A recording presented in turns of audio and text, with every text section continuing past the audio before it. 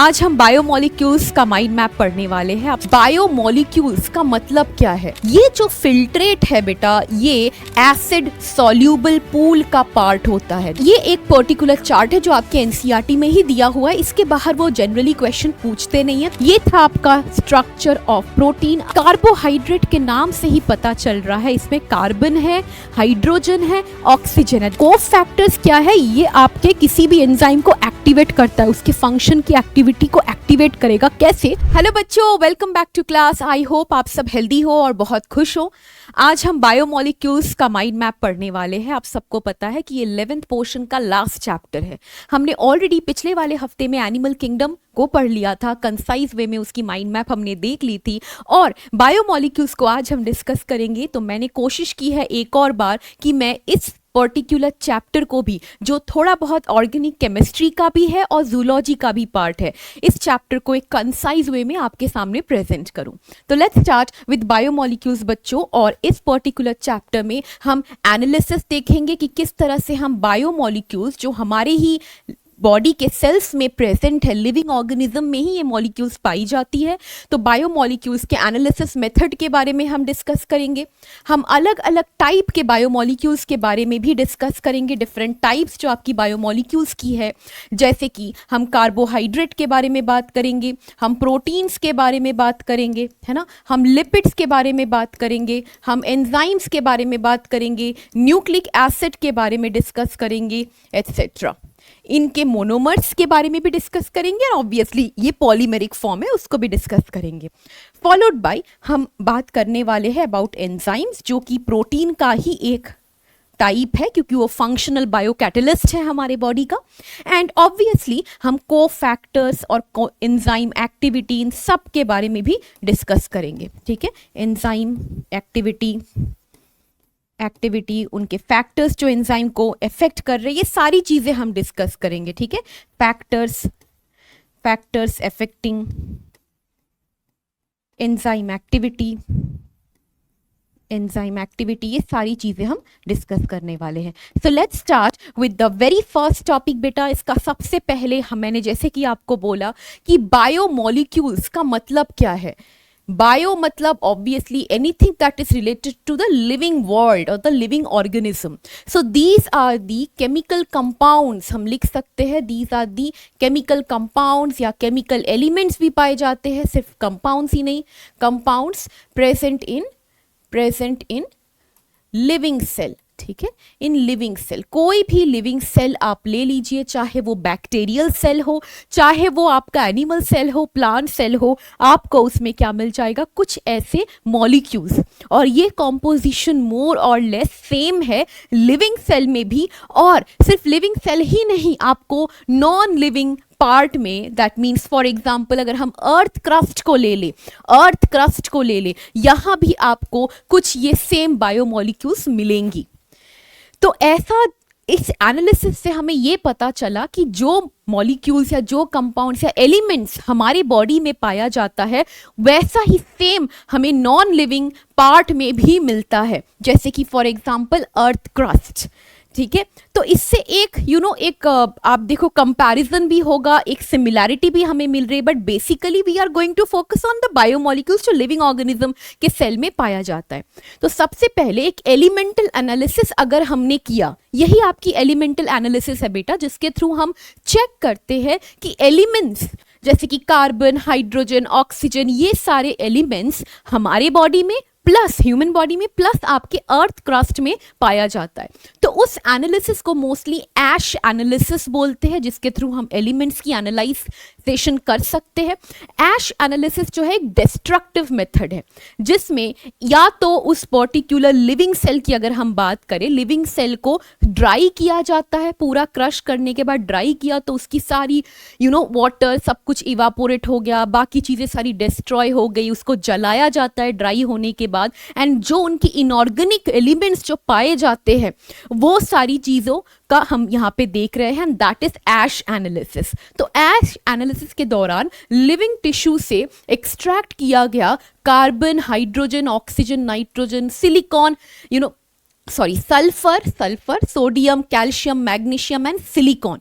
ये एलिमेंट्स देखा गया कि ये जो हमने लिविंग टिश्यू से एक्सट्रैक्ट किया है ऐश एनालिसिस के थ्रू, वही ड्राई करके एंड देन उसको जला के, एक डिस्ट्रक्टिव मेथड है, हमने देखा अर्थ क्रस्ट में भी वही चीज पाई गई है।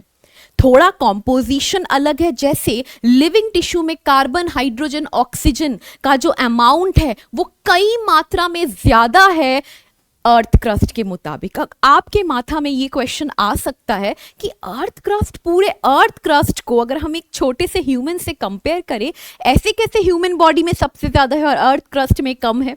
तो अगर हम पर्सन बॉडी से एलिमेंट का रेशियो देखें, है ना, बॉडी टू एलिमेंट का रेशियो, और वो अर्थ क्रस्ट टू एलिमेंट का रेशियो देखें, तो उस हिसाब से हम इसको काउंट करते हैं, है ना, राइट। तो ये सब कॉमनली पाया जाता है लिविंग एंड नॉन लिविंग दोनों में ही। अब हम बात करते हैं कि ये जो आपकी एलिमेंट्स थी, ये एलिमेंट्स रिएक्ट करेंगी और आगे जाके मॉलिक्यूल्स और उसके बाद आगे जाके कुछ ऑर्गेनिक कंपाउंड्स बनाती है। वो कंपाउंड्स आपके मोर और लेस हर एक लिविंग सेल में पाया जाता है। अब हम इन्हीं लिविंग सेल से एक्सट्रैक्ट करके चेक करेंगे, एनालाइज करेंगे कि वो बायोमॉलिक्यूल्स क्या है, वो सारे ऑर्गेनिक कंपाउंड्स क्या है। जैसे फॉर एग्जांपल आपके कार्बन, हाइड्रोजन, ऑक्सीजन, ये रिएक्ट करके बना सकती है कार्बोहाइड्रेट, है ना। अगर आप देखो आपकी HNO रिएक्ट करके बना सकती है वाटर मॉलिक्यूल, है ना। आपकी NH रिएक्ट करके बना सकती है अमोनिया। सो ऐसी कई सारी मॉलिक्यूल्स हमें बॉडी में दिखती है, सेल के अंदर दिखती है। इनफैक्ट ये सेल्यूलर कंपोनेंट है। तो हमने इस केमिकल की एनालिसिस के लिए, यहां हमने एलिमेंटल एनालिसिस की थी ऐश एनालिसिस के थ्रू, यहां हम केमिकल एनालिसिस करेंगे जिसमें हम कुछ ऑर्गेनिक कंपाउंड्स को एक्सट्रैक्ट आउट करेंगे। और ये जो ऑर्गेनिक कंपाउंड्स है, ये कहां मिलेंगे? ऑफ कोर्स लिविंग सेल में मिलेंगे, तभी तो बायोमॉलिक्यूल्स बोल रहे हैं हम। तो सबसे पहले हमने एक लिविंग टिश्यू ले लिया, क्योंकि हम बायोमॉलिक्यूल्स की बात कर रहे हैं तो लिविंग ऑर्गेनिज्म का ही टिश्यू लेना पड़ेगा। चाहे वो आप एक थोड़ा सा एक पेड़ से एक पत्ता तोड़ के ले लो, या फिर आप एक लिवर टिश्यू को ले लीजिए। इस लिवर टिश्यू या प्लांट के टिश्यू को, या जो भी आपने पत्ता लिया है उसको अगर हमने क्रश किया, इमेजिन करते हैं लिवर टिश्यू, आपने छोटा सा लिवर का टुकड़ा लिया और उसको आपने क्रश किया किसके अंदर? खाली नहीं, आपने एक एसिड के अंदर उसको क्रश किया, and that acid is your trichloro acetic acid. आपने ट्राइक्लोरो एसिटिक एसिड में उसको अच्छे से क्रश किया, ग्राइंड किया, इतने अच्छे से किया कि अब वो एक स्लरी सा, एक थिक सा पेस्ट, एक क्रीमी सा पेस्ट बन चुका है ना। अब आपने उस क्रीमी पेस्ट को, या जो वो स्लरी टाइप बनी है ना, थिक जैसा पेस्ट, उसको आपने एक मसलिन क्लॉथ के ऊपर रख के, या चीज क्लॉथ, है ना, आपके एनसीईआरटी ने चीज क्लॉथ बोला हुआ है, सो जिसके थ्रू हम लोग यूजुअली फिल्टर कर सकते हैं। इस पेस्ट को हमने उड़ेल दिया। हम क्या देखेंगे कि बहुत सारी चीज़ें, बहुत सारी ऐसी उस स्लरी पेस्ट का मैक्सिमम अमाउंट ऑफ जो पार्ट है वो फिल्टर होके उस चीज़ को क्लॉथ के थ्रू नीचे जो जार हमने रखा था वहाँ जाके वो फिल्टर होके वहाँ बस गया, और कुछ चीज़ें फिल्टर नहीं हो पाई, वो वही क्लॉथ के ऊपर ही रह गई। जो चीज़ें आपकी नीचे चली गई है, फिल्टर होके नीचे चली जा चुकी है उस एसिड के साथ, एसिड भी लिक्विड ही था, वो भी फिल्टर हो जाएगा आसानी से, तो उसे हम बोलते हैं फिल्ट्रेट, क्योंकि वो फिल्टर हो चुकी है। ये जो फिल्ट्रेट है बेटा, ये एसिड सॉल्यूबल पूल का पार्ट होता है, that they are soluble to the acid. तो जैसे जैसे एसिड फिल्टर हुआ, वो भी एसिड के साथ साथ फिल्टर होके नीचे चली गई, ठीक है। सो नाउ इस एसिड सॉल्यूबल पूल में जो आपको मॉलिक्यूल्स दिखेंगी, ये काफी बहुत ही कम इसका मॉलिक्यूलर वेट था, मतलब अराउंड 18 to 800 डाल्टन इसका मॉलिक्यूलर वेट था, है ना। और ये एसिड सॉल्यूबल थी, जैसे कि मैंने आपको बोला। तो इन सब को हम कलेक्टिवली बोल सकते हैं bio micro molecule. Micro because इनका मॉलिक्यूलर वेट कम है, that's why we can call them as the bio micro molecule. Bio micro molecule में बहुत ही लेस डेंसिटी वाले मॉलिक्यूल्स आते हैं। फॉर एग्जाम्पल अगर आप यहाँ देखो, amino acid, simple sugars, nucleotides etcetera. Simple sugars का मतलब क्या है? मोनोसैकेराइड, है ना, ओलिगोसैकेराइड, ये सारे सिंपल शुगर्स है। यही जब छोटे छोटे सिंपल शुगर धीरे धीरे ऐड होंगे, 9, 10, 12, 13 ऐसे तब ऐड होते रहेंगे, जैसे जैसे हम ऐड कर रहे हैं मॉलिक्यूलर वेट या डेंसिटी भी उसकी बढ़ रही है। तो अब और उसकी मॉलिक्यूलर वेट इतनी ज़्यादा बढ़ गई है, 800 डाल्टन के ऊपर चली गई है, अब वो फिल्ट्रेट का पार्ट नहीं रह सकता है। उसकी मॉलिक्यूलर वेट इतनी ज़्यादा है that it can not solubilize in the acid, तो वो ऊपर ही रह जाएगा। तो जो ऊपर रह चुका है उन सब का मॉलिक्यूलर वेट ज्यादा है, in the range of 10,000 Dalton's, और ये एसिड इनसॉल्यूबल पूल का पार्ट है। ऑब्वियसली इनकी इतनी मॉलिक्यूलर डेंसिटी ज्यादा है कि एसिड में सॉल्युबलाइज नहीं हो सकती है, जो रह गया है ऊपर, इसीलिए हम उसे रेटेंटेट भी बोलते हैं। रेटेंटेट में जितने भी मॉलिक्यूल्स आते हैं बेटा, उनको हम लोग बायो मैक्रो मॉलिक्यूल बोलते हैं। Bio macro molecule because size ज्यादा है। बायो मैक्रो मॉलिक्यूल में ये जितने भी माइक्रो मॉलिक्यूल्स थे ना, इन्हीं की पॉलीमर्स आती है। मतलब अगर हमने अमाइनो एसिड जिनका मॉलिक्यूलर वेट काफी कम था, बहुत सारे हमने 50, 60, 100, 1000, लाख हमने अमाइनो एसिड को जोड़ दिया, तो ऑब्वियसली मॉलिक्यूलर वेट बढ़ रहा है। तो वो पॉलीमराइज होके, ये पॉलीमराइजेशन है, पॉलीमराइज होके बनाती है क्या? Protein. So these are all polymeric compounds. अगर हमने सिंपल शुगर्स को ले लिया, वो पॉलीसैकेराइड बनाएगी पॉलीमराइज होके। न्यूक्लिक एसिड आपकी न्यूक्लियोटाइड का पॉलीमराइजेशन है, बहुत सारे न्यूक्लियोटाइड्स जुड़ के बनाते हैं।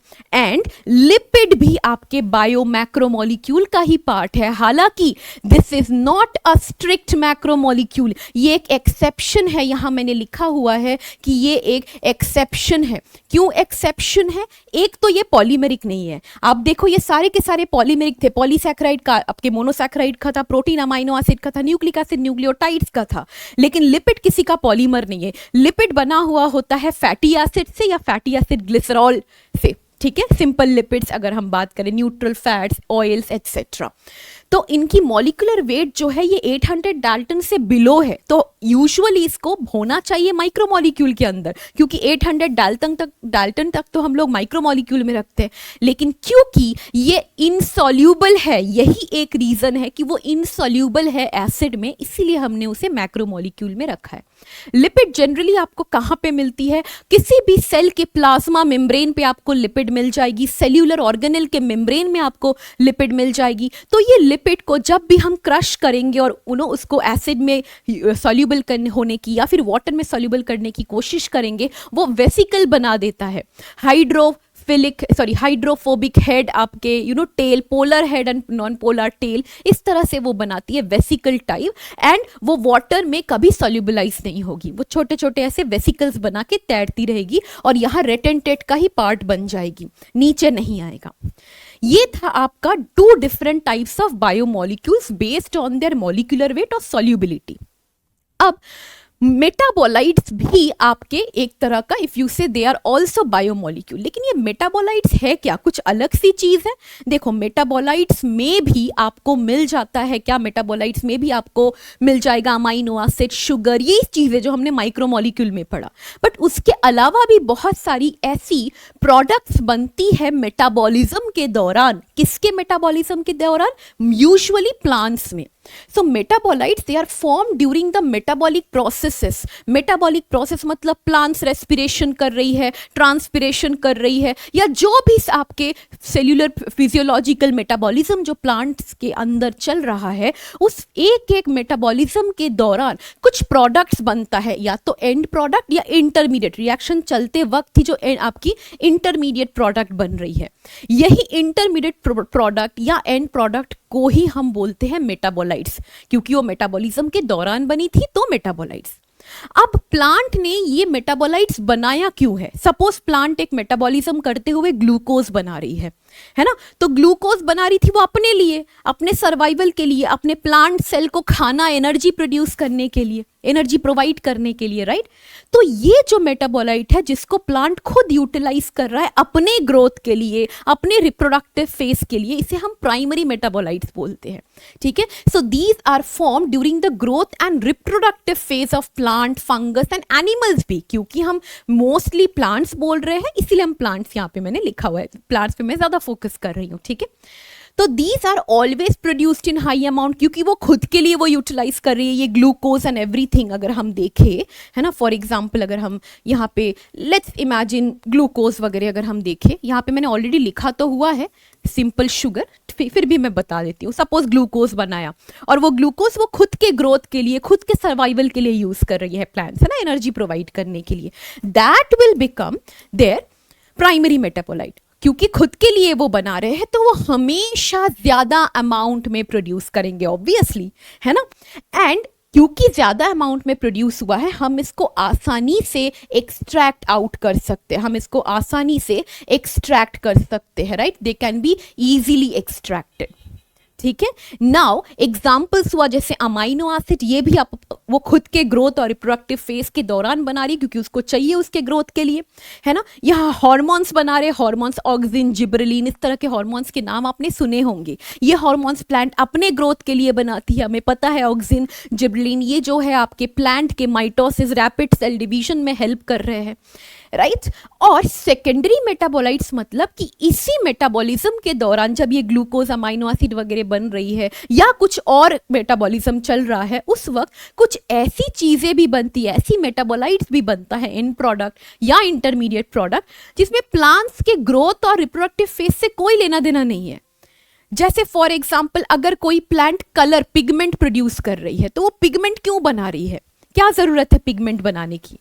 पिगमेंट बना रही है कि so that an insect can get attracted, उसमें आए, बैठे, पॉलिनेशन में हेल्प करे, खुद के इकोलॉजिकल बेनिफिट के लिए वो कर रही है ये, राइट। या फिर सपोज कोई एक टॉक्सिन प्रोड्यूस कर रही है, टॉक्सिन खुद खा के मर जाने के लिए थोड़ी प्रोड्यूस कर रही है, वो चाहती है कि उसका वो डिफेंस हो, कोई भी एनिमल आके उसको खा के खत्म ना कर दे, है ना। एनिमल उससे अवॉइड करेगा उस पर्टिकुलर प्लांट को, कोई भी इंसेक्ट या कोई भी कीड़ा मकोड़ा या कोई भी दूसरा एनिमल हो, हर्बीवोरस, वो उस प्लांट को अवॉइड करेगा कि भाई ये तो टॉक्सिन है, हम मर जाएंगे, नहीं खाएंगे, तो प्लांट बच गया, तो अपने डिफेंस मैकेनिज्म के लिए वो कर रहा है। तो इस तरह के product which are formed after the growth phase as by product और एंड प्रोडक्ट, वही in the plants, these are secondary metabolites, so these are mostly responsible for defense mechanism, यही चीज मैंने बताया, ठीक है। और इकोलॉजिकल फंक्शन जो मैंने आपको 2 एग्जाम्पल अभी दिए थे। नाउ बिकॉज ये चीज वो एक्स्ट्रा अपने खुद के ग्रोथ डेवलपमेंट के लिए नहीं चाहिए, जस्ट डिफेंस के लिए, इकोलॉजिकल फंक्शन के लिए वो कर रहे हैं, तो ये बहुत ही कम अमाउंट में प्रोड्यूस करेंगे, क्योंकि उनको थोड़ी पता था कि ह्यूमन भैया एक्सट्रैक्ट करेंगे, चलो ज्यादा अमाउंट में बनाते हैं, वो अपने लिए कर रहे थे, ये हमारे लिए, वो तो हमें लर्निंग की खुजली है, हमें सीखना है, जानना है, वी आर वेरी क्यूरियस, तो वी आर एक्सट्रैक्टिंग इट, ठीक है। तो ऑब्वियसली ये लेस अमाउंट में प्रोड्यूस होता है, it's very difficult to extract, but हम फिर भी कर लेते हैं एक्सट्रैक्ट करके, देखो लिस्ट भी बना दिया है हमने, ठीक है। ओके, तो जैसे कि स्पाइसेस, ये जो स्पाइसेस वगैरह हम यूज कर रहे हैं, लौंग, इलायची, ये मिर्ची पाउडर, ये टर्मरिक, ये सब जितनी भी स्पाइस, और भी बहुत है ना, एनिस जो हम स्टार एनिस वगैरह यूज करते हैं, ये सारी स्पाइसेस क्यों बना रही थी वो? उसको खुद खाने में मजा आ रहा था अपने सब्जी में डाल के? नहीं, ये सारी चीजें वो या तो अरोमा के लिए बना रही, maybe that aroma is repelling some insect, कोई पेस्ट को रिपेल कर रहा है तो पेस्ट उसमें लग नहीं रहा है, कोई पर्टिकुलर एनिमल जो हर्बीवोरस है उस प्लांट को खा ना जाए, उसको रिपेल करने के लिए वो पर्टिकुलर अरोमा प्रोड्यूस कर रहा है मे बी, है ना। और टॉक्सिन्स प्रोड्यूस करते हैं, रबर, पिगमेंट एक्सेट्रा। पिगमेंट मैंने आपको बोला पॉलिनेशन के लिए, अट्रैक्ट करने के लिए वो पिगमेंट प्रोड्यूस कर सकते हैं, है ना। तो ये एक पर्टिकुलर चार्ट है जो आपके एनसीईआरटी में ही दिया हुआ है, इसके बाहर वो जनरली क्वेश्चन पूछते नहीं है, तो वही मैंने यहाँ पे आप सबके लिए लगाया हुआ है। अगर हम देखें यहाँ पे तो है पिगमेंट्स जैसे कि carotenoid, anthocyanin, these are certain pigments, ठीक है। Alkaloids, I am so sorry, alkaloids आपकी मॉर्फिन एंड कोडिन। इस पर्टिकुलर लिस्ट से बेटा match the following type question बहुत बनता है, तो इसे जरूर याद रखिएगा कि इससे match the following type question बिल्कुल बन सकता है, ठीक है। This is very important, okay. Terpenoids आपकी monoterpene, diterpene, these are certain kind of lipids जो प्रोड्यूस करते हैं वो, ठीक है। लिपिड्स के टाइप्स है ये एक्चुअली। एसेंशियल ऑयल्स जैसे लेमन ग्रास ऑयल्स एटसेट्रा, ये लेमन ग्रास ऑयल्स भी ऐसा कुछ एरोमा रिलीज करती है जिससे पर्टिकुलर टाइप ऑफ पेस्ट दूर रहते हैं। अब आती है आपकी टॉक्सिन्स जैसे कि एब्रिन एंड रीसिन आपकी टॉक्सिन है, ठीक है। फिर लेक्टिन्स, ये जो लेक्टिन है these are plant proteins, these are plant proteins. Lectins जैसे कि कॉनकैनावेलिन ए, इससे तो बाप रे बाप 3 बार क्वेश्चन आ चुका है। Which of the following is a lectin, what is कॉनकैनावेलिन A, options ऐसे पूछा गया है, ठीक है। ड्रग्स जैसे कि विनब्लास्टिन, कर्क्यूमिन, आप सबको पता है ये जो ड्रग्स है they are used to treat cancer. Chemotherapy में ये यूज होता है आपका विनब्लास्टिन, कर्क्यूमिन एटसेट्रा, ये सारे के सारे कैंसर ट्रीटिंग एजेंट्स है। आपकी कुछ पॉलीमेरिक सब्सटेंसेस जैसे कि gum, rubber, then of course cellulose, ये सारी भी सेकेंडरी मेटाबोलाइट्स में आते हैं। मैंने आपको समझाया कि मेटाबोलाइट, सेकेंडरी मेटाबोलाइट क्या है, जो वो खुद के ग्रोथ फेज के लिए नहीं बना रही है, कुछ एक्स्ट्रा इकोलॉजिकल बेनिफिट्स के लिए, कुछ डिफेंस मैकेनिज्म के लिए एटसेट्रा, उन वजह से वो बनाती है। अब हम बात करेंगे एक एक करके सारे के सारे बायोमोलिक्यूल्स की। सबसे पहला जो बायोमोलिक्यूल है बेटा वो है आपका कार्बोहाइड्रेट, ठीक है। कार्बोहाइड्रेट, कार्बोहाइड्रेट के नाम से ही पता चल रहा है इसमें कार्बन है, हाइड्रोजन है, ऑक्सीजन है, these are hydrates of carbon, इसीलिए HO and C ये 3 एलिमेंट्स इसमें पाया जाता है, ठीक है। So these are the 3 elements that you can find, and इनका जो जनरल फॉर्मूला है that is CnH2nOn। Maximum carbohydrate इसे फॉलो करती है बट नॉट ऑल, जैसे रैमनोहेक्सोज है, ठीक है, ये नहीं फॉलो करती। एसिटिक एसिड ये नहीं, एसिटिक एसिड तो फॉलो करती है, that is not a carbohydrate. Rhamnohexose is a carbohydrate but does not follow this formula, but वो एक्सेप्शन है एंड आउट ऑफ सिलेबस है, इसीलिए मैंने इसको यहाँ इंक्लूड नहीं किया है। बट हम जनरल क्लास में जब पूरा डिटेल्स में हर एक चीज को पढ़ते हैं तब हम वो चीज एक्स्ट्रैक्ट थोड़ा सा आउट ऑफ क्यूरियोसिटी जान लेते हैं। But this is mind map as usual, हमें कंसाइज वे में पॉइंट टू पॉइंट सारी चीजें पढ़नी है। तो यस, आपकी general formula CnH2nOn, for example अगर आपने ग्लूकोज का फॉर्मूला देख लिया, इट इज C6H12NO6, ठीक है, राइट। तो दे आर पॉलीहाइड्रोक्सी एल्डोजेस एंड कीटोजेस, ये बेटा डेफिनेशन है आपके कार्बोहाइड्रेट का। पॉलीहाइड्रोक्सी मतलब ये हाइड्रोक्सिल ग्रुप्स आपको दिख रहा है, एक ही आपके कार्बोहाइड्रेट के स्ट्रक्चर में अगर आपने मोनोसैकेराइड देख लिया आपको कई सारे हाइड्रोक्सिल ग्रुप दिखेंगे, इसीलिए पॉलीहाइड्रोक्सी। एल्डोजिस मतलब या तो उसमें एल्डेहाइड ग्रुप होगा, है ना, आपको CHO इस तरह से एल्डेहाइड ग्रुप दिख रहा होगा यहाँ पे, एल्डेहाइड ग्रुप, ठीक है, और आपको कीटोन ग्रुप दिख सकता है, पॉलीहाइड्रोक्सी कीटोसिस, इसीलिए कीटोन ग्रुप यहाँ पे मैंने लिखा है। तो पॉलीहाइड्रोक्सी एल्डोज आपको ये ग्लूकोज में दिख जाएगा, ग्लूकोज के स्ट्रक्चर में। अगर आप देखो आपको 6 कार्बन्स यहाँ पे मिल रही है, 6 कार्बन, C6H12, आप देखो यहाँ पे H12 है ना, आपको 12H दिख रही है और आपको O भी 6 दिखती है। सो हाइड्रोक्सिल ग्रुप अटैच होता है आपका, आप देखो यहाँ पे 2nd carbon, 3rd carbon, 4th carbon, 5th carbon, and there is a CH2OH attached here, hydroxymethyl group attached at 5th carbon के साथ attached होता है, this is the 5th carbon, ठीक है। So ये aldehyde group, this is a hexoaldose, hexo क्योंकि 6 carbon है and aldehyde group उसमें present है, functional group, so it's a hexoaldose, glucose का दूसरा नाम है। फ्रक्टोज को अगर आप देखो इसका भी फॉर्मूला सेम आपके ग्लूकोज जैसा ही है, C6H12NO6, लेकिन ये जो आपकी फ्रक्टोज है बेटा, फ्रक्टोज में आपको कीटोन ग्रुप दिखेगा, है ना, and it is a hexoketose, that is why it is a हेक्सोकीटोज।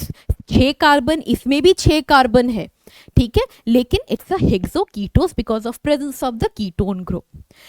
अब जो कार्बोहाइड्रेट है अगर आप उसको कैटेगराइज करें, अलग अलग कैटेगरीज की है डिपेंडिंग ऑन कितने मोनोमर्स है, क्या सिंगल एक मोनोमर ही है, दैट इज मोनोसैकेराइड, ये सिंपल शुगर्स में आते हैं, आपकी ओलिगोसैकेराइड भी सिंपल शुगर में ही आता है। अगर आप ओलिगोसैकेराइड को देख लो ये भी आपकी सिंपल शुगर ही है, this is also simple sugar, ठीक है, जो आपकी मोनोसैक्राइड है, नाम से ही पता चल रहा है कि it consist of only a single sugar unit. Example जैसे कि ग्लूकोज, फ्रक्टोज, गैलेक्टोज। ग्लूकोज का आपने एक ओपन चेन स्ट्रक्चर यहां देखा था, यहां आपको एक क्लोज्ड रिंग स्ट्रक्चर दिख रहा होगा। ये यही स्ट्रक्चर है जो रिंग स्ट्रक्चर में कन्वर्ट किया गया है। यहाँ पे हम आगे से इस रिंग स्ट्रक्चर को ही देखेंगे और इसी रेफरेंस को हम समझने वाले हैं, बिकॉज इस रिंग स्ट्रक्चर को पढ़ते हुए हम देखने वाले हैं कि किस तरह से आपकी क्या बनती है, कार्बन बॉन्ड फॉर्मेशन करके, सॉरी, आपकी ग्लूकोज बॉन्ड फॉर्मेशन करके, लिंकिंग करके कैसे ओलिगोसैक्राइड या पॉलीसैक्राइड बनाती है। तो this is an ring structure जो आप देख सकते हो। This is the first carbon, ये फर्स्ट कार्बन है यहाँ पे, ठीक है। Second carbon, this is the third carbon, fourth carbon, fifth carbon and the sixth carbon, just like this, first, second, third, fourth, fifth and sixth. हम class में ये देखते भी है कि कैसे रिंग बना है, but again it's not a part of your syllabus at all, just extra super topper point के हिसाब से हम उसे पढ़ते हैं, but this is more than enough just for your knowledge, just to keep it in mind. अगर आप पढ़ चुके हो तो ये माइंड मैप आपके लिए बहुत आसान होगा रिवाइज करने के लिए। अगर हम ओलिगोसैक्राइड की बात करें, ओलिगो मतलब फ्यू, तो ओलिगोसैक्राइड में 2 से 9 मोनोमर्स ऑफ शुगर यूनिट अगर प्रेजेंट है, दैट इज योर ओलिगोसैक्राइड। 9 से ज्यादा अगर है, दैट बिकम्स अ पॉलीसैक्राइड। तो ओलिगोसैक्राइड में आपका डाइसैक्राइड, ट्राइसैक्राइड, टेट्रासैक्राइड, पेंटासैक्राइड, ऐसे हेक्सासैक्राइड एक्सेट्रा आ जाएगा, ठीक है। So they are usually formed by joining 2 or more monosaccharides with the help of a bond। उस बॉन्ड को हम लोग बोलते हैं ग्लाइकोसाइडिक बॉन्ड, जो कार्बन, ऑक्सीजन और कार्बन के बीच में बनेगी। फॉर एग्जाम्पल यहां आप देख सकते हो ग्लाइकोसाइडिक बॉन्ड बनते हुए। इमेजिन करते हैं हमने एक डाइसैक्राइड ले लिया और ये डाइसैक्राइड बेटा है आपका माल्टोज। यहाँ पे मैंने माल्टोज लिया है, फॉर एग्जाम्पल माल्टोज, ये माल्टोज का स्ट्रक्चर है बेटा। माल्टोज के स्ट्रक्चर में आप देखोगे 2 ग्लूकोज के मोनोमर ने जुड़ के बनाया है माल्टोज। कैसे जुड़ा? ये आपका एक अल्फा ग्लूकोज था, जहां आपको ये फर्स्ट कार्बन दिख रही है ना, first carbon of the first alpha glucose will link with the fourth carbon of the second alpha glucose. तो इसका जो ये फर्स्ट कार्बन था, ये उसका फोर्थ कार्बन था सेकंड ग्लूकोज का। यहाँ पे आपको 2 OH दिख रहा होगा, है ना, 2 OH दिख रहा होगा। इसमें से एक O जाके पार्टिसिपेट करेगा बॉन्ड फॉर्मेशन में, और यहाँ पे एक H, दूसरा H, H2 और एक O, ये निकल जाएगा, कंडेंसेशन होगा। So there is a condensation of water molecule whenever a glycosidic bond is formed. Condensation of H2O molecule whenever a glycosidic bond is formed. So this is your glycosidic linkage. यहाँ पे जो आपको linkage दिख रही है, this is glycosidic linkage. और अगर precise वे में आप जानना चाहो, इसको हम बोलते हैं अल्फा 1,4 लिंकेज। अल्फा क्योंकि 2 अल्फा ग्लूकोज यहाँ पार्टिसिपेट कर रही थी एंड ये आपकी 1 और 4 के बीच में थी, that's why alpha 1,4 linkage, glycosidic bond.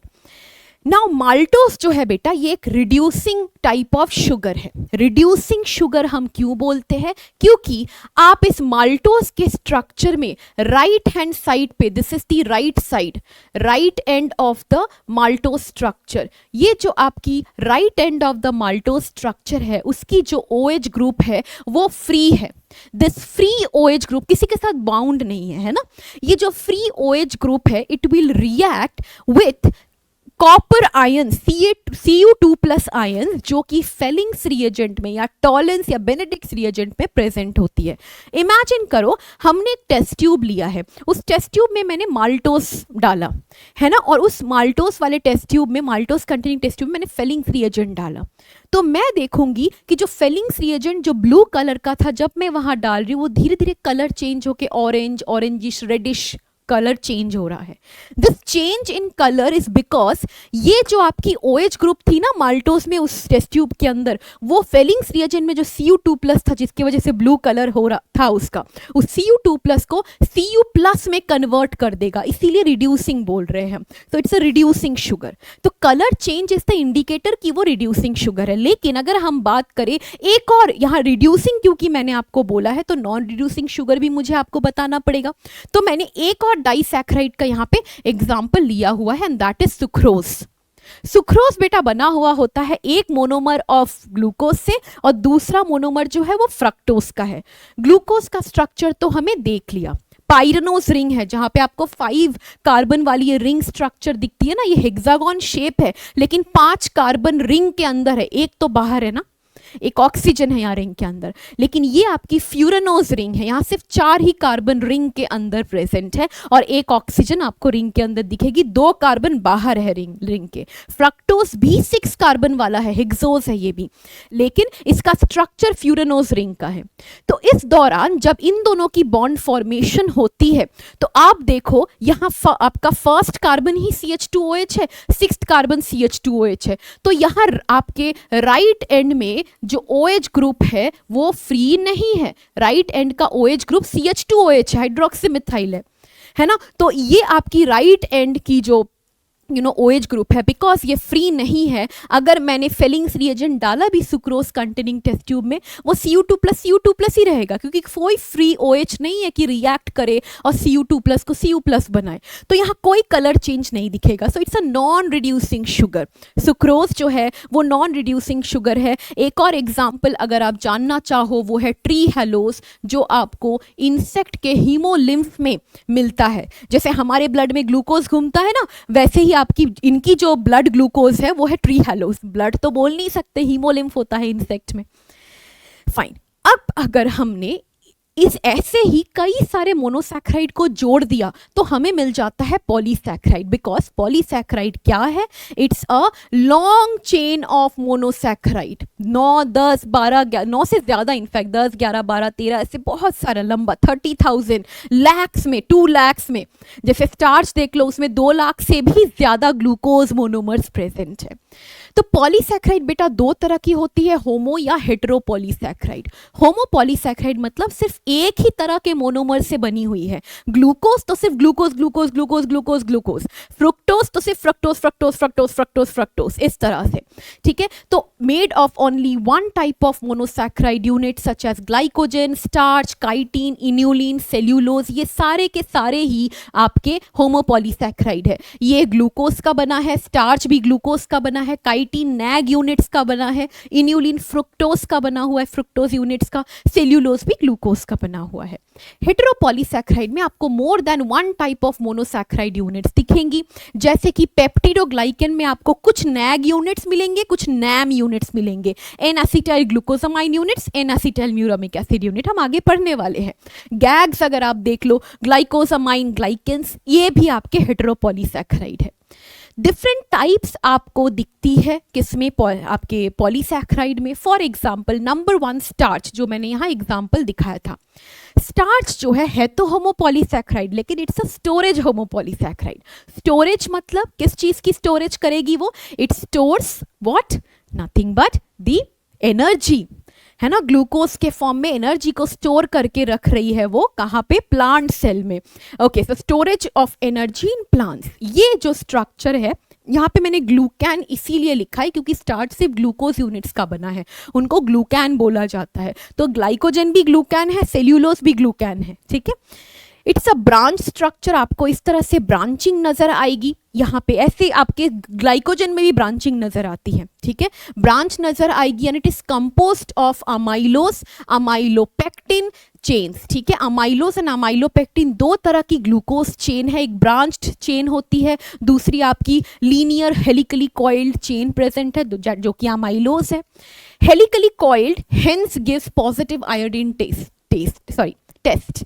तो ये जो आपकी अमाइलोज है, ये अमाइलोज जो है बेटा, ये जो अमाइलोज है ये आपकी कॉइल्ड है, हेलिकली कॉइल्ड है, कॉइल्ड स्ट्रक्चर। तो ये अपने कॉइल्स में, ये अगर है आपकी अमाइलोज का स्ट्रक्चर है, ये कॉइल्स में इस तरह से आयोडीन मॉलिक्यूल को होल्ड करके रखेगा। ये सपोज आयोडीन मॉलिक्यूल है, इसको होल्ड करके रखेगा, जिस वजह से दीज आर I2 मॉलिक्यूल्स, है ना, I2 मॉलिक्यूल्स। और ये क्या है, this is the amylose chain, यहाँ पे मैं लिख देती हूँ अमाइलोज चेन, हेलिकल चेन, जिस वजह से अगर हमने आयोडीन टेस्ट किया, it will turn blue because of the presence of these iodine, they are holding it, वो जो कॉइलिंग्स है उसमें।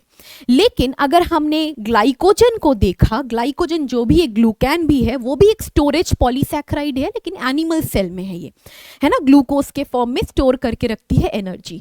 दे are also branched and gives negative iodine test. ये ब्रांच्ड है लेकिन इसमें लीनियर स्ट्रक्चर, स्ट्रेट चेन है, ऐसा स्ट्रेट चेन है, ये ग्लाइकोजन का स्ट्रक्चर बनाया है, कोई कॉइलिंग प्रेजेंट नहीं है, I2 मॉलिक्यूल्स को होल्ड नहीं करता है तो कलर वो नहीं प्रोवाइड करेगा, सो दे गिव नेगेटिव टेस्ट।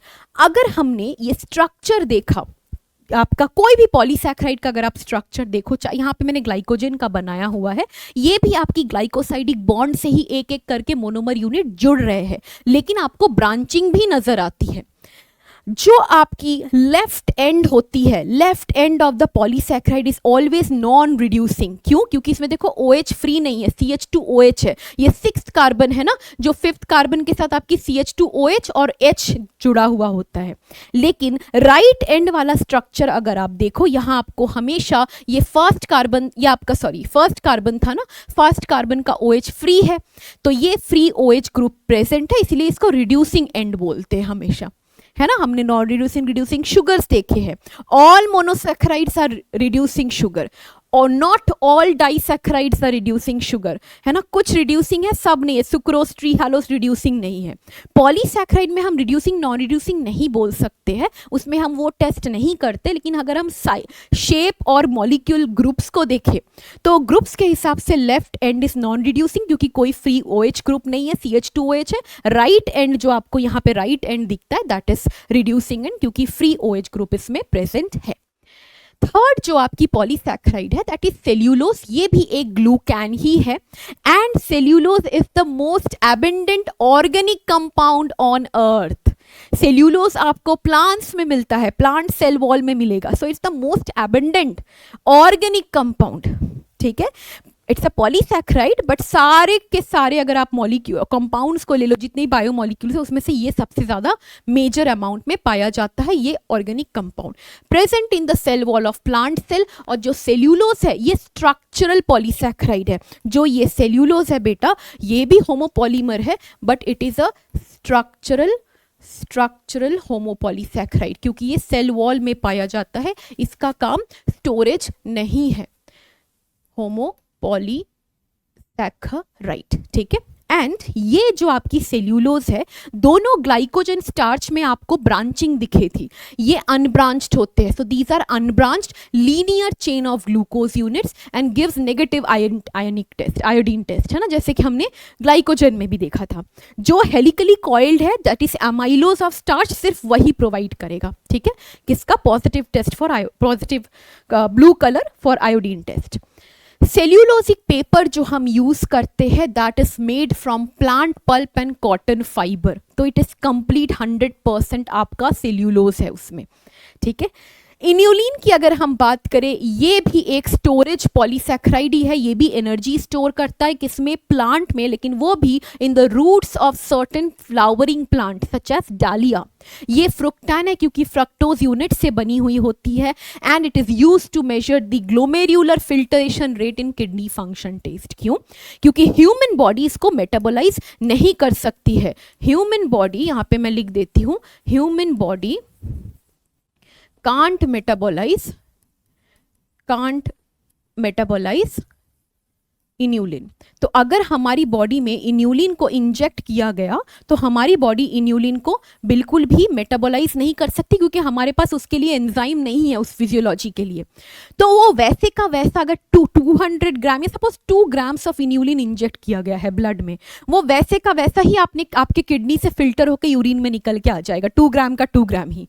अगर वो पूरा निकल के नहीं आ रहा है, एक तो हमें पता है हमारी बॉडी से मेटाबोलाइज नहीं कर सकती है, तो आना तो उसे पूरा ही चाहिए था, क्यों नहीं आ रहा है? That means there is something wrong with the nephron glomerulus, ठीक है, वो ठीक से फिल्टर नहीं कर पा रही है, ग्लोमेरुलर फिल्ट्रेशन रेट प्रॉपर नहीं है, इसीलिए फिल्ट्रेशन नहीं हो रही है। That's why they can be used to check और measure the glomerular filtration rate in human body.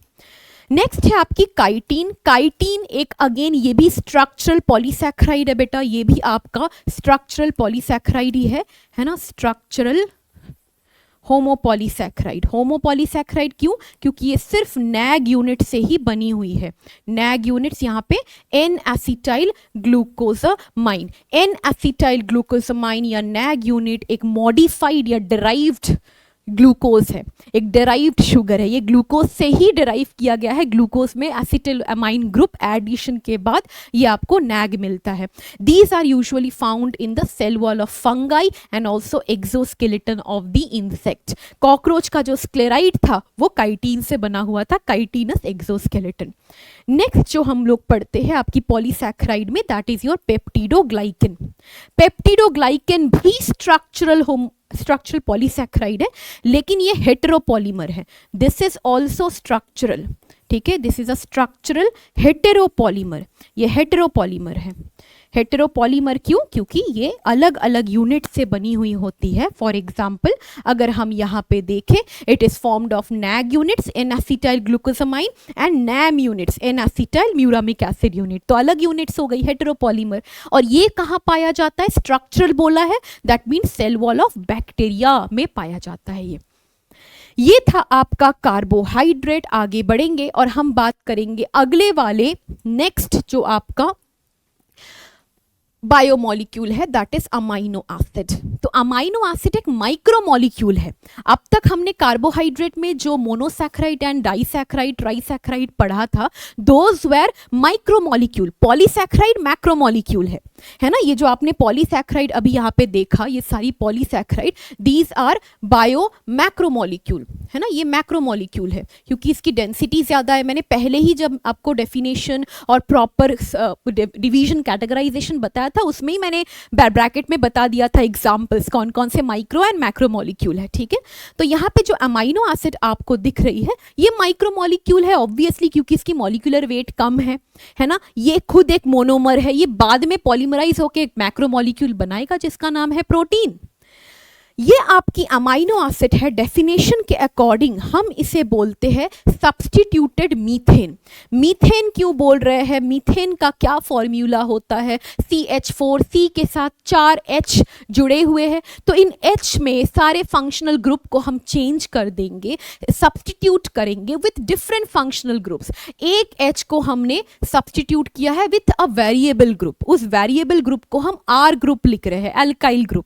Variable क्यों? क्योंकि ये चेंज होती है अलग अलग अमाइनो एसिड में, उस हिसाब से उनका नाम है और फंक्शन है, तो इसीलिए वेरिएबल ग्रुप। जैसे कि अगर हमने इस वेरिएबल ग्रुप को H हाइड्रोजन से रिप्लेस किया तो वो बन जाता है, वो जो स्ट्रक्चर है वो बनती है ग्लाइसिन की। अगर हमने उसे मिथाइल ग्रुप, यहाँ पे H के जगह अगर हमने मिथाइल ग्रुप ऐड किया तो वो बन जाता है आपका एलेनाइन।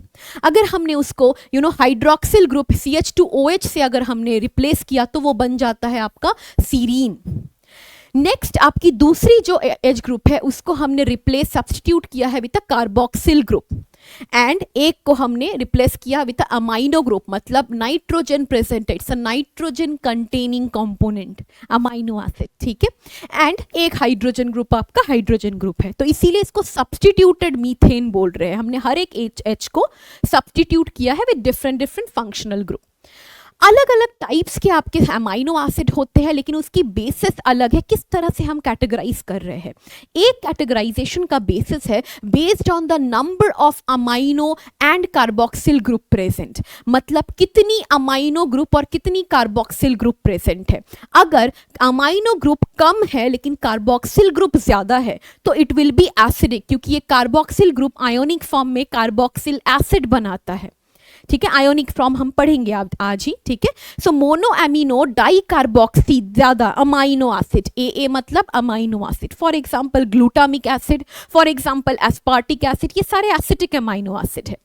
बेसिक अमाइनो एसिड जब अमाइनो ग्रुप ज्यादा हो और आपकी कार्बोक्सिल ग्रुप कम हो तो डाई एमिनो हमेशा जरूरी ना हो डाई हो, ट्राई भी हो सकता है। ये जस्ट आपको रेशियो मैंने समझाया है, डाई लेकिन मोनोकार्बोक्सिल, ठीक है, monocarboxyl amino acid. So yes, example हो गया आपका लाइसिन, ठीक है, ये एक तरह का बेसिक आपकी अमाइनो एसिड है। न्यूट्रल जब आपको सेम नंबर ऑफ ये दोनों ग्रुप दिखेंगे, जैसे कि mono amino monocarboxy amino acid, example आपका हो गया वैलीन, ठीक है, बस आपको यही तीन एक एक एग्जाम्पल ही आप याद रखेंगे, दैट्स ऑल, उससे ज़्यादा पूछा नहीं जाता है।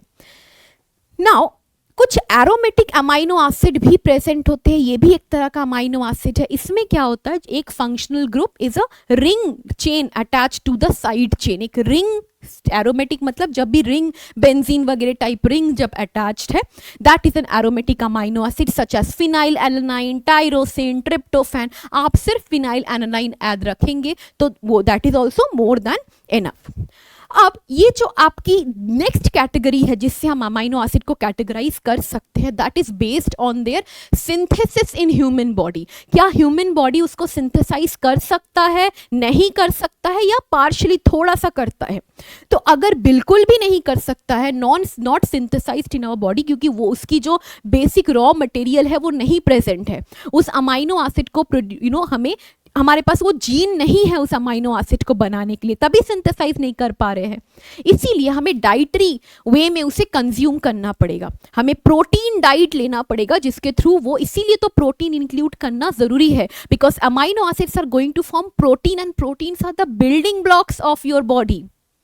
ठीक है, तो यस, एक मैंने एसेंशियल अमाइनो एसिड को याद करने के लिए टोटल 10 है। ठीक है, किसी किसी बुक में 9 बोला गया है, क्योंकि एक आर्ग्यूमेंट है कि आर्जिनिन जो है वो एसेंशियल है या नहीं है।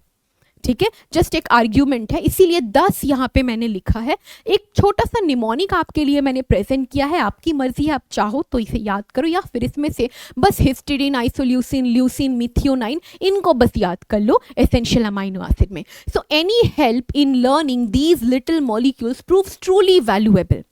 जहां पे A for arginine, H for histidine, I for isoleucine, L for leucine, T for threonine, L for lysine, M for methionine, P for phenylalanine, T for tryptophan and V for valine. ये आपकी essential amino acid है जो हमारी body नहीं synthesise कर सकती है, लेकिन जो हमारी बॉडी सिंथेसाइज कर सकती है दोज आर नॉन एसेंशियल। हमें डाइटरी थ्रू के वे में, डाइट के थ्रू में कंज्यूम करने की जरूरत नहीं है, because our body can synthesise it from scratch, we have the genes for it. ठीक है, तो rest of the 11 amino acid, क्योंकि टोटल 20 होते हैं, यहाँ उन्होंने 9 को कंसीडर किया है, और यहाँ पे मैंने इसीलिए एक छोटा सा एस्ट्रिक मार्क्स दिया हुआ है। Rest 11 amino acid according to NCERT 10 ही है, 10 यहाँ और 10 यहाँ।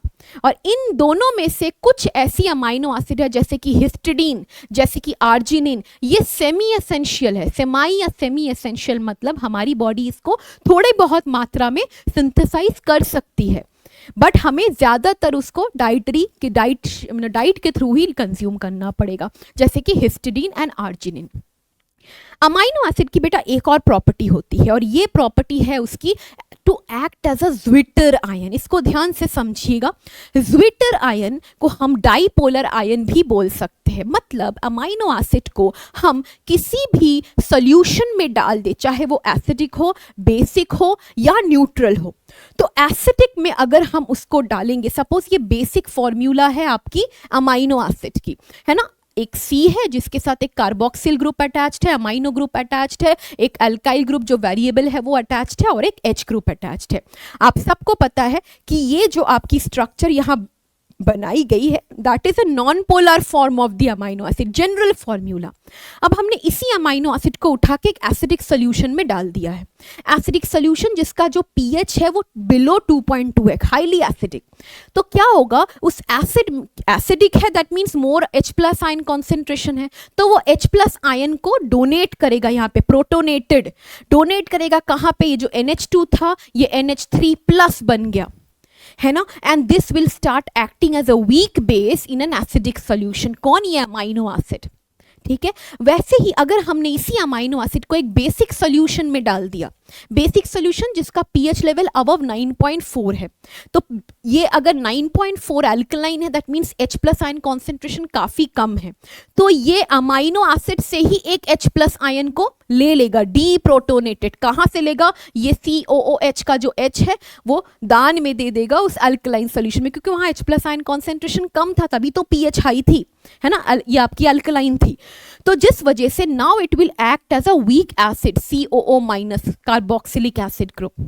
अगर हमने अमाइनो एसिड को किसी न्यूट्रल सॉल्यूशन में डाला, that is the pH is 7 to 9 अगर पीएच है इसका, that is alkaline type of pH, तो इस पीएच को हम बोलते हैं आइसो इलेक्ट्रिक पीएच, क्योंकि ये इसी पीएच में आपकी अमाइनो एसिड ज्विटर आयन के जैसा एक्ट करेगी। ज्विटर मतलब डुअल आयनिक फॉर्म, मतलब इसमें आपको प्रोटोनेशन एंड डीप्रोटोनेशन दोनों दिखेंगी, है ना। यहां से आपकी H+ जो थी वो यहां पे आ जाएगी and you can see this has become NH3+, मतलब weak base and weak acid, दोनों चार्जेस आपको यहां दिख रही है। This is a dipolar ion और अ ज्विटर आयन, और ये ऐसा कब काम कर रही है, जब हमने इसे न्यूट्रल पीएच वाले सोल्यूशन में डाला है। इस पीएच को हम बोलते हैं आइसो इलेक्ट्रिक पीएच, जिसमें वो ज्विटर आयन की तरह काम कर रहा है।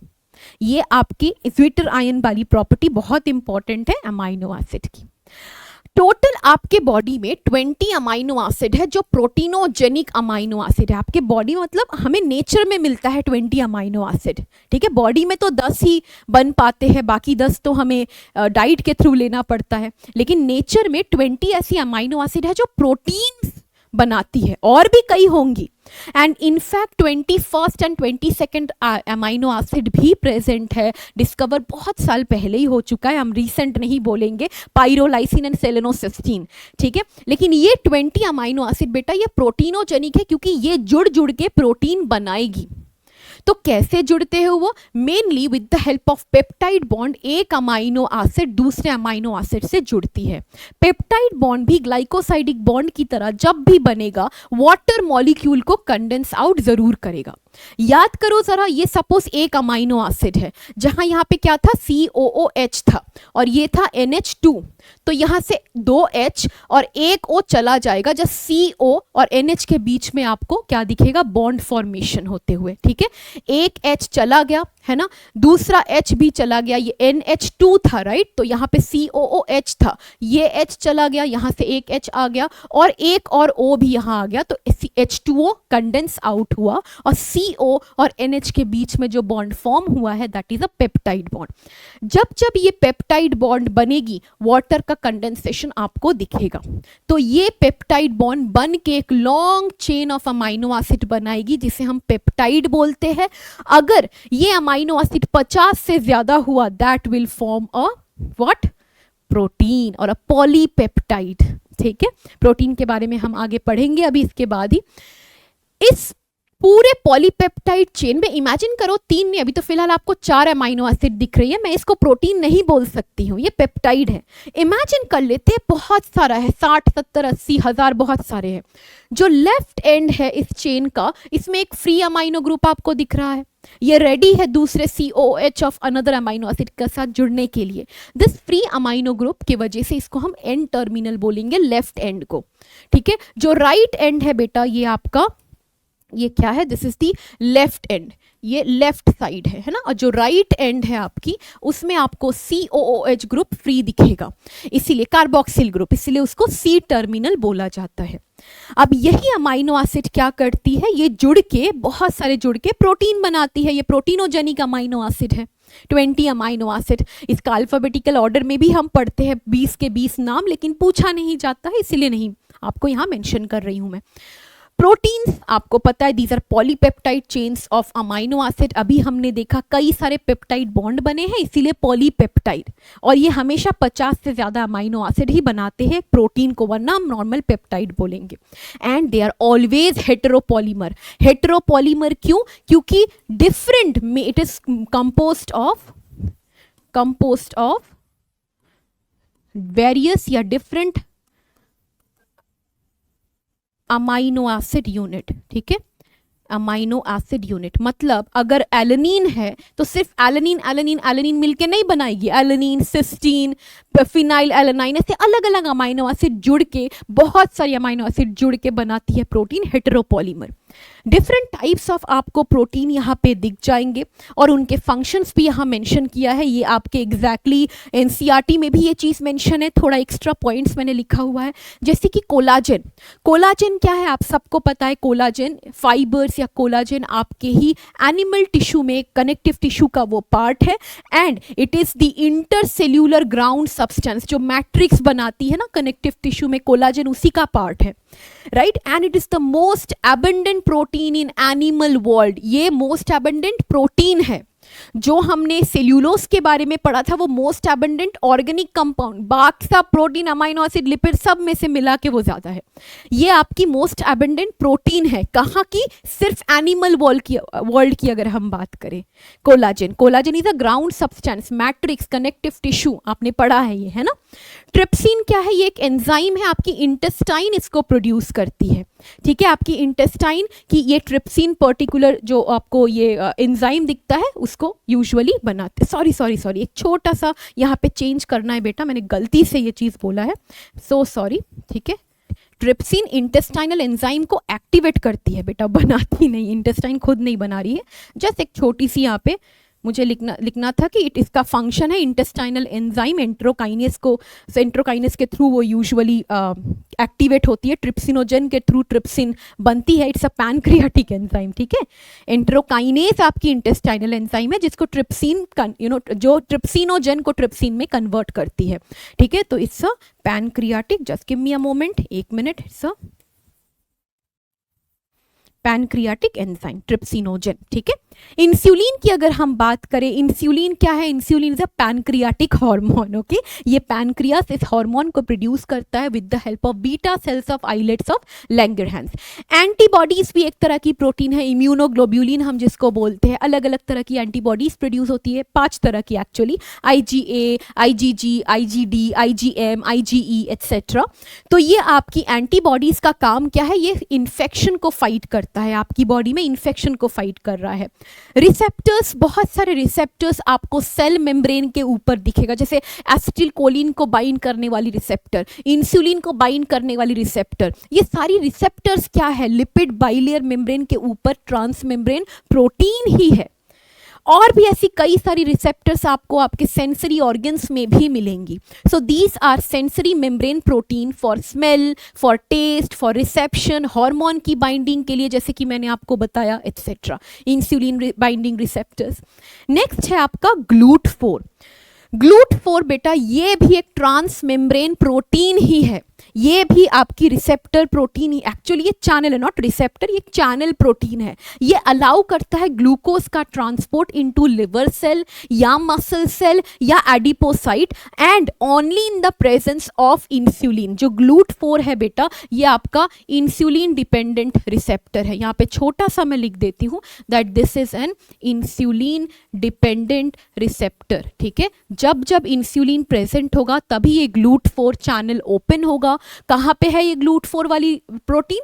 ये लिवर सेल के ऊपर है, हेपेटोसाइट के ऊपर है, एडिपोसाइट के ऊपर है एटसेट्रा, ठीक है। इंसुलिन के प्रेजेंस की वजह से ओपन होगा, ग्लूकोज को अंदर डालेगा, तभी ग्लाइकोजन बन पाएगा। फाइन, सो ये था about different types of proteins और उनका फंक्शन। अगर हम यहाँ पे देखें प्रोटीन का स्ट्रक्चर, अब प्रोटीन के 4 स्ट्रक्चर्स है, आपको हर एक प्रोटीन ऐसे स्ट्रक्चर में मिलेंगी। सबसे पहला जो बेसिक स्ट्रक्चर है, याद रखिएगा ये सारे स्ट्रक्चर्स मॉडिफिकेशन है, एक दूसरे के मॉडिफिकेशन है। जैसे पहला जो है, हर एक प्रोटीन ये लीनियर स्ट्रक्चर में जरूर रहता है, ठीक है। ये बेसिक स्ट्रक्चर है उनका। लीनियर स्ट्रक्चर मतलब कुछ नहीं, अभी जो आपने देखा ना पेप्टाइड बॉन्ड होके इतने सारे अमाइनो एसिड जुड़े हुए थे, है ना, ये एक अमाइनो एसिड, ये दूसरा, तीसरा, और यहाँ पे आपको पेप्टाइड बॉन्ड दिख रही है, और ये एन टर्मिनल, ये सी टर्मिनल, है ना। आपकी NH2 अमाइनो ग्रुप यहाँ फ्री है लेफ्ट में, और राइट में आपकी कार्बोक्सिल ग्रुप फ्री है। सो this is the linear chain. अब इसी लीनियर चेन ने थोड़ी सी और मस्ती करके क्या किया, उसने कुछ मॉडिफिकेशन किया। या तो ये राइट हैंड में कॉइल होगा इस तरह से, राइट हैंडेड कॉइल, इसको अगर मैं घुमा के देखूं तो इस तरह से राइट हैंड आपको पता चलेगा, से राइट हैंड में वो कॉइल हो रहा है। राइट हैंडेड कॉइल ऐसे अपने आप नहीं हो जाता है, इसमें हाइड्रोजन बॉन्ड की फॉर्मेशन होती है बिटवीन अमाइनो एसिड रेसिड्यूज, तब जाके ये जो राइट हैंडेड कॉइल कॉइल है ये स्टेबिलाईज होता है, इसे हम बोलते हैं alpha helix, right handed coil. और ये H बॉन्ड है जो स्टेबिलाईज कर रहा है इस कॉइलिंग को। हर कॉइल में आपकी ये अमाइनो एसिड रेसिड्यूज के बीच में हाइड्रोजन बॉन्ड फॉर्म होती है। वैसे ही जो सेकंड आपको दिखता है यहाँ पे, जो सेकंड आपकी एक और सेकेंडरी स्ट्रक्चर है, that is beta pleated sheet, जो आपको यहाँ दिख रही है। शीट इसीलिए बोल रहे हैं क्योंकि यहाँ पे एक अमाइनो एसिड चेन, जैसे यहाँ पे एक अमाइनो एसिड चेन थी, यहाँ एक नहीं है, ये एक चेन है जहाँ पे आपको बेंडिंग दिख रही है। ये बेंडिंग, ये जो किंक फॉर्मेशन यहाँ पे प्रेजेंट है, वैसे एक और पॉलीपेप्टाइड चेन मैंने ले लिया है, ठीक है, एक और पॉलीपेप्टाइड चेन ले लिया है। इन सब चेन्स के बीच में अमाइनो एसिड, यहाँ देखो एक ही chain with in the chain hydrogen bond था, एक ही चेन में जो अमाइनो एसिड रेसिड्यूज थी उनके बीच में बन रहा था। यहाँ पे एक चेन का दूसरे चेन के अमाइनो एसिड रेसिड्यू के साथ बन रहा है इंटर चेन हाइड्रोजन बॉन्ड। ये इंट्रा चेन हाइड्रोजन बॉन्ड्स था, ये इंटर चेन हाइड्रोजन बॉन्ड्स ने इसलिए शीट बोल रहे हैं हम। काफ़ी सारे पॉलीपेप्टाइड चेन है और ये बीटा प्लीटेड एक शीट बना रही है। जैसे आपकी मोस्टली जो केराटिन प्रोटीन वगैरह जो हमें दिखती है ना, केराटिन प्रोटीन नाखूनों में, बालों में, हॉर्न में, हूव्स में, ये सारे आपकी इस बीटा प्लीटेड शीट फॉर्म में प्रेजेंट होती है। केराटिन आपको मैंने क्या बोला, हर एक प्रोटीन किसी ये सिंपल स्टेट में भी प्रेजेंट होगी। एंजाइम्स जो मेनली हम पढ़ते हैं ना कि टर्शरी स्ट्रक्चर एंजाइम की, एंजाइम भी लीनियर स्ट्रक्चर में है, लेकिन उसको फंक्शनल होने के लिए, एक्टिविटी शो करने के लिए ये स्ट्रक्चर होना जरूरी है। अब क्या हुआ, ये beta pleated and alpha helix थी, मॉडिफाई होके और फर्दर क्या हुआ, देखो यहाँ पे आपकी कार्बोक्सिलिक ग्रुप फ्री थी, यहाँ आपकी NH2 ग्रुप फ्री थी, तो ये दोनों बाइंड कर सकती है ना, ऐसे एक चेन दूसरे से ज्वाइन कर करके हाईली कॉइल स्ट्रक्चर बना के ऐसे आपकी एक टर्शरी स्ट्रक्चर बनाएगी। ये टर्शरी स्ट्रक्चर जो है, आपको इतनी ज़्यादा कॉइलिंग यहाँ नज़र आ रही है, एंड ये कॉइलिंग भी आपकी कुछ बॉन्ड्स के थ्रू स्टेबिलाइज किया जाता है, वरना ये कॉइलिंग नहीं रहेगा। और इस कॉइलिंग को स्टेबिलाइज करने के लिए जो बॉन्ड्स है बेटा, वो है आपका ये आयोनिक बॉन्ड, इलेक्ट्रोस्टैटिक बॉन्ड भी इसको बोलते हैं, कुछ कोवैलेंट बॉन्ड है, कुछ हाइड्रोजन बॉन्ड है, कुछ हाइड्रोफोबिक बॉन्ड भी प्रेजेंट है, कुछ डाइसल्फाइड बॉन्ड प्रेजेंट है, हाइड्रोफोबिक बॉन्ड, ठीक है। ये सारी बॉन्ड्स मिलके इस हाईली कॉइल्ड स्ट्रक्चर को स्टेबिलाइज कॉइल्ड फॉर्म में ही रखती है। इस कॉइलिंग होने की वजह से क्या होता है, जो एक्टिव अमाइनो एसिड है वो क्लोज आ जाता है। कॉइलिंग हो गई ना, कहाँ कहाँ एक्टिव अमाइनो एसिड दूर थी, अब वो पास आ गई है। वो आपकी एंजाइम के हिसाब से अगर हम बात करें, वो वहाँ की एक्टिव साइट बनाती है जिसमें सबस्ट्रेट आके बाइंड हो सकता है।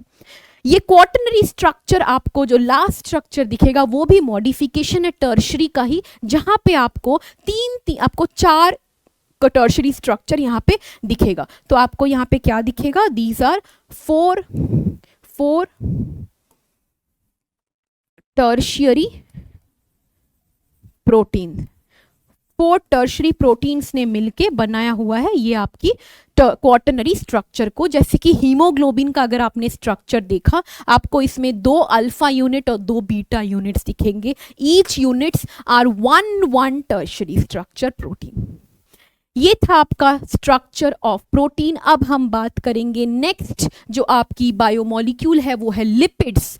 लिपिड्स मैंने आपको क्या बोला था, ये स्ट्रिक्ट मैक्रोमोलिक्यूल नहीं है, क्योंकि इसकी मॉलिक्यूलर वेट भी ज़्यादा नहीं है और ये पॉलीमर भी नहीं है, लेकिन हमने फिर भी इसे कंसीडर क्यों किया, क्योंकि ये एसिड सोल्यूबल पूल में नहीं आता है, they are not acid soluble और वाटर इनसोल्यूबल, है ना। ये लिपिड्स क्या करते हैं, वेसिकल फॉर्म कर लेते हैं। मैंने आपको बताया था लिपिड्स में मोस्टली आपको कहाँ मिलेंगी, वही लिपिड बाइलेयर आपकी प्लाज्मा मेम्ब्रेन में मिलेगा, सेलुलर ऑर्गेनल के मेम्ब्रेन में मिलेगा, right. So lipids are found in the plasma membrane and organelle membrane of a cell. They form insoluble vesicle when crushed and mixed with trichloroacetic acid. ये मैंने आपको शुरुआत में ही बताया था, है ना, जब मैं आपको कैटेगराइजेशन बता रही थी बायोमोलिक्यूल्स का। इनकी मॉलिक्यूलर वेट भी काफी लो है and not a strict macromolecule, क्योंकि नॉट अ पॉलीमर, बताया मैंने आपको, मॉलिक्यूलर वेट भी कम है। It is mainly compost of क्या, अगर पॉलीमर नहीं है तो किससे बना हुआ है ये बना हुआ होता है बेटा फैटी एसिड चेन से या ग्लिसरॉल से, या दोनों ही प्रेजेंट हो सकते हैं। सिंपल लिपिड्स में आपको सिर्फ फैटी एसिड या fatty acid with glycerol triglyceride भी आपको मिलता है। तो फैटी एसिड क्या है? फैटी एसिड जिसमें आप एक आर ग्रुप मतलब एक long hydrocarbon chain, alkyl group यहाँ पे क्या है? एक लॉन्ग हाइड्रोकार्बन चेन। यहाँ आपको एक लॉन्ग सा कार्बन और हाइड्रोजन का एक चेन दिख रहा होगा, है ना, carbon carbon hydrocarbon chain attach to a carboxyl group. तो यहाँ पे आपको कार्बोक्सिल ग्रुप दिख रहा है COOH, that is a fatty acid, ठीक है। और ये फैटी एसिड में ये पूरा अल्काइल ग्रुप के सारे कार्बन प्लस कार्बोक्सिल ग्रुप के कार्बन को इंक्लूड करके 1 से 19 कार्बन हो सकती है। जैसे पामेटिक फैटी एसिड को अगर हम ले ले, उसमें 16 कार्बन प्रेजेंट होता है, और ये जो 16 कार्बन है इसमें मैंने इस कार्बन को भी इंक्लूड किया है। स्टीरिक एसिड अगर आप ले लो 18 कार्बन से, अगर आपने एराकिडोनिक एसिड ले लिया है उसमें 20 कार्बन है, एटसेट्रा। अगर हम बात करें टाइप्स ऑफ फैटी एसिड की, 2 तरह की टाइप्स आपको यहाँ पे नजर आती है बेटा, एक saturated fatty acid and unsaturated. Saturated मतलब जहाँ पे डबल बॉन्ड आपको हाइड्रोकार्बन चेन में नहीं दिखेगा, no double bond in the hydrocarbon chain, तो ये मोस्ट स्टेबल फॉर्म में है और it will remain solid at room temperature. जैसे कि आप बटर को अगर आप देख लो, रूम टेम्परेचर में भी वो सॉलिड ही रहती है, ठीक है। So remain solid at room temperature. Unsaturated में आप क्या देखोगे? हाइड्रोकार्बन चेन में एक आपको इस तरह से 1 या 2 या 3 डबल बॉन्ड्स दिख सकते हैं, 4 ऐसे। तो ये डबल बॉन्ड प्रेजेंट होने की वजह से इसमें किंक या बेंड फॉर्मेशन होता है and they do not remain stable at room temperature. ये अनस्टेबल है, रूम टेम्परेचर में ये लिक्विड रहते हैं। जैसे अगर आप ऑलिव ऑयल को ले लो या नॉर्मल किसी ऑयल को ले लो, oil remains liquid at room temperature also, है ना। Fine, so this is about the different types of fatty acid. अब अगर हम बात करें कि ये आपकी फैटी एसिड और ग्लिसरॉल को जोड़ के बना जाता है आपकी सिंपल लिपिड्स। ग्लिसरॉल भी एक टाइप ऑफ सिंपल लिपिड ही है, फैटी एसिड भी सिंपल लिपिड है और आपकी ग्लिसरॉल भी सिंपल लिपिड है, और दोनों मिलके भी सिंपल लिपिड बनाते हैं, ठीक है। तो आपकी ये सिंपल लिपिड्स ग्लिसरॉल और फैटी एसिड को अगर हम जोड़ दें, कैसे जोड़ेंगे? ईस्टर बॉन्ड फॉर्मेशन करके। एस्टेरिफिकेशन होता है ग्लिसरॉल मॉलिक्यूल के साथ, अगर हमने एक फैटी एसिड जोड़ दिया तो आपको मिलेगा मोनोग्लिसराइड, अगर हमने 2 फैटी एसिड जोड़ दिया डाइग्लिसराइड, अगर 3 जोड़ दिया तो ट्राइग्लिसराइड। तो कैसे जोड़ेंगे हम? अगेन यहाँ पे आपको COOH दिखा था, ये आपका कार्बोक्सिल ग्रुप था attach to a hydrocarbon chain. Hydrocarbon chain को मैंने R1 के साथ रिप्रेजेंट किया है, यहाँ CH2OH है। अगेन ये CH2OH से एक H, यहाँ से एक H और O, एक O यहाँ से चला जाएगा and that will condense out a water molecule. तो यहाँ पे आप देखो CH2O, ठीक है, CH2O और ये C के साथ बाइंड किया है इसने, ठीक है। ये OH गया और ये H गया, H2O कंडेंस आउट हुआ है यहाँ पे। So condensation of 3 water molecule with the formation of a triglyceride, क्योंकि यहाँ पे 3 फैटी एसिड्स थे, ठीक है। This is the triglyceride. Okay, कुछ कंपाउंड लिपिड्स भी होते हैं। कंपाउंड लिपिड्स में लिपिड्स के साथ साथ कुछ और भी फंक्शनल ग्रुप प्रेजेंट है, जैसे फॉस्फोराइलेटेड लिपिड फॉस्फोलिपिड बनाती है। सेल्यूलर मेम्ब्रेन में आपको दिखेगा लेसाइथिन, जो हमने पढ़ा था ना, एल्वियोलर वॉल में सिक्रीट होती है, that is also a phospholipid. Glycolipid जिसमें आपको एक कार्बोहाइड्रेट ग्रुप लिपिड के साथ अटैच्ड मिलेगा आपको, ठीक है। So these are different types of lipids here. Next हम बात करेंगे एक और आपका जो अगला बायोमोलिक्यूल है, that is nucleic acid. Nucleic acid again genetic material है ना। ये न्यूक्लिक एसिड जो है ये आपके लिविंग ऑर्गेनिज्म की जेनेटिक मटेरियल है, जीनोम कैरी इंफॉर्मेशन को ये कैरी करता है एंड ये है पॉलीमर, ये भी एक मैक्रोमोलिक्यूल ही है। It is a polymer of nucleotide. तो न्यूक्लियोटाइड है क्या? न्यूक्लियोटाइड में जो कंपोनेंट्स आपको मिलता है, सबसे पहला मिलता है नाइट्रोजीनस बेस। नाम से ही पता चल रहा है नाइट्रोजन कंटेनिंग है ये, है ना। तो नाइट्रोजनस बेस बेटा 2 तरह का होता है, प्यूरिन एंड पिरिमिडिन। जो प्यूरिन है दोनों ही आपको साइक्लिक रिंग दिख रही है ना, and these are heterocyclic ring. Hetero क्यों? क्योंकि रिंग में आपके सिर्फ नाइट्रोजन नहीं कार्बन भी प्रेजेंट है ना। तो it's a heterocyclic ring. Heterocyclic ring में आपको 9 मेंबर्स दिख रहे हैं, so it's a 9 membered heterocyclic ring. आप देखो 9 ग्रुप यहाँ पे एलिमेंट्स है, ठीक है। तो एग्जाम्पल हो गया आपका एडेनाइन एंड गुआनाइन, ठीक है, एडेनाइन एंड गुआनाइन आपके एग्जांपल्स है प्यूरिन के। Pyrimidine is a 6 membered heterocyclic ring, इसमें भी आपके n carbon carbon carbon n carbon इस तरह से प्रेजेंट है, ठीक है। एंड एग्जांपल्स है थाइमीन, साइटोसिन एंड यूरासिल। जो आपकी थाइमीन है वो सिर्फ ये पिरिमिडिन सिर्फ डीएनए में मिलती है, आरएनए में नहीं। यूरासिल जो है वो सिर्फ आरएनए में मिलेगी, डीएनए में नहीं। और ये आपकी कार्बन एंड नाइट्रोजन दोनों ही प्रेजेंट है, इसीलिए इसको हम हेटेरोसाइक्लिक रिंग बोल रहे हैं। यही चीज मैंने यहाँ नीचे भी मेंशन कर दिया है, आप जब पढ़ोगे नोट्स को तो आपको याद आ जाएगा।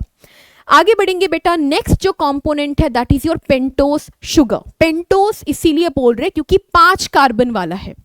2 तरह का ये भी होता है, एक है आपका ribose and deoxy ribose. Ribose के presence, ribose is the pentose sugar जो आपको आरएनए में मिलती है, इसीलिए आरएनए का नाम है राइबोन्यूक्लिक एसिड। डीऑक्सी राइबोस इसी राइबोस से ही मॉडिफाई किया गया शुगर है, और ये आपको डीएनए में, डीएनए का पेंटोस शुगर है, इसीलिए डीएनए को हम लोग डीऑक्सी राइबोन्यूक्लिक एसिड बोलते हैं। राइबोस की अगर हम बात करें, अगर आप देखो 5 कार्बन यहाँ प्रेजेंट है, 1 2 3 4 एंड 5, और ये सेकंड कार्बन का जो OH ग्रुप है ना, हाइड्रोक्सिल ग्रुप है, इसका अगर डीऑक्सीजनेशन कर दे, सेकंड कार्बन की ऑक्सीजन को अगर हम रिमूव कर दे तो हमें मिल जाता है डीऑक्सीराइबोस। इसीलिए मैंने बोला डीऑक्सीराइबोस मॉडिफाइड राइबोस है। अब जो आपका थर्ड कंपोनेंट है that is a phosphate group H3PO4। इसका हम लोग अगर ग्रुप, इसको अगर इसके स्ट्रक्चर को अगर हम देखें, आप देखोगे H3, ठीक है, PO4, इसकी आयोनिक फॉर्म में ये फॉस्फोरिक एसिड बन के यूजुअली क्या करता है, आपके न्यूक्लियोटाइड बनाता है, आपके नाइट्रोजनस बेस के, सॉरी, शुगर मॉलिक्यूल के साथ ज्वाइन करके वो बनाता है पूरा का पूरा न्यूक्लियोटाइड। कैसे, चलो देखते हैं, नेक्स्ट वाले पेज में हम इसको देखेंगे। ये आपका सपोज वो फॉस्फेट ग्रुप है, ये फॉस्फेट ग्रुप राइबोस शुगर के साथ या डीऑक्सीराइबोस शुगर के साथ, मैंने यहाँ पे राइबोस शुगर लिया है, उसके 5th कार्बन, ये जो CH2OH था ना यहाँ पे, अगेन यहाँ पे ये फॉस्फोडाइस्टर बॉन्ड बनाएगा, ठीक है, अगेन फॉस्फोडाइस्टर बॉन्ड यहाँ पे वो बना रहा है। ये OH था, है ना, यहाँ पे CH2OH था, ये H और ये H और ये O निकल के क्या बना, एक H2O अगेन कंडेंस आउट हुआ है यहाँ पे।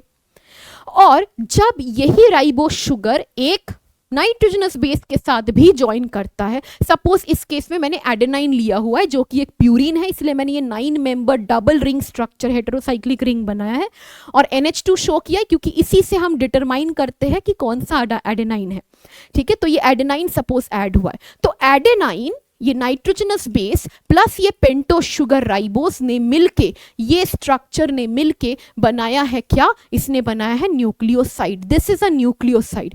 क्योंकि एडेनाइन है तो हम इसे बोलेंगे एडेनोसिन, क्योंकि एडेनाइन राइबोस के साथ बनाया है, एडेनोसिन डीऑक्सीराइबोस के साथ भी बना सकता है, अगर डीएनए की बात कर रहे हैं तो वो भी एडेनोसिन।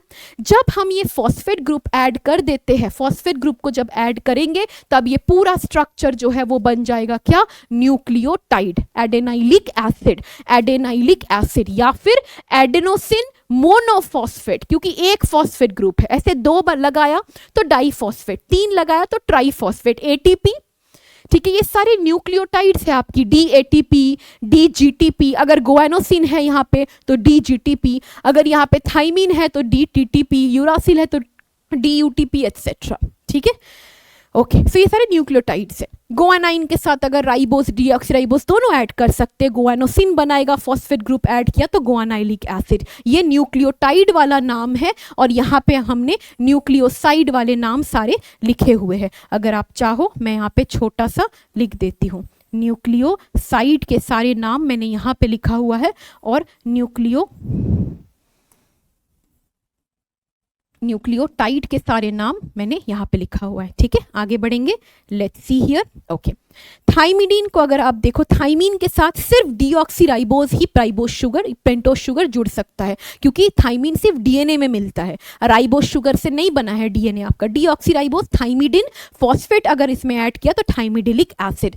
यूरासिल के साथ राइबोस ही जुड़ेगा, डीऑक्सीराइबोस नहीं, क्योंकि वो सिर्फ आरएनए में मिलता है, ये वाला पिरिमिडिन, तो यूरिडिन, फॉस्फेट ग्रुप ऐड किया तो यूरिडिलिक एसिड। साइटोसिन के साथ राइबोस डीऑक्सीराइबोस दोनों ऐड हो सकता है, दोनों जगह मिलता है, डीएनए एंड आरएनए खाने में साइटिडीन फॉस्फेट ग्रुप ऐड किया तो साइटिडिलिक एसिड। ये था आपका पूरा का पूरा न्यूक्लिक एसिड।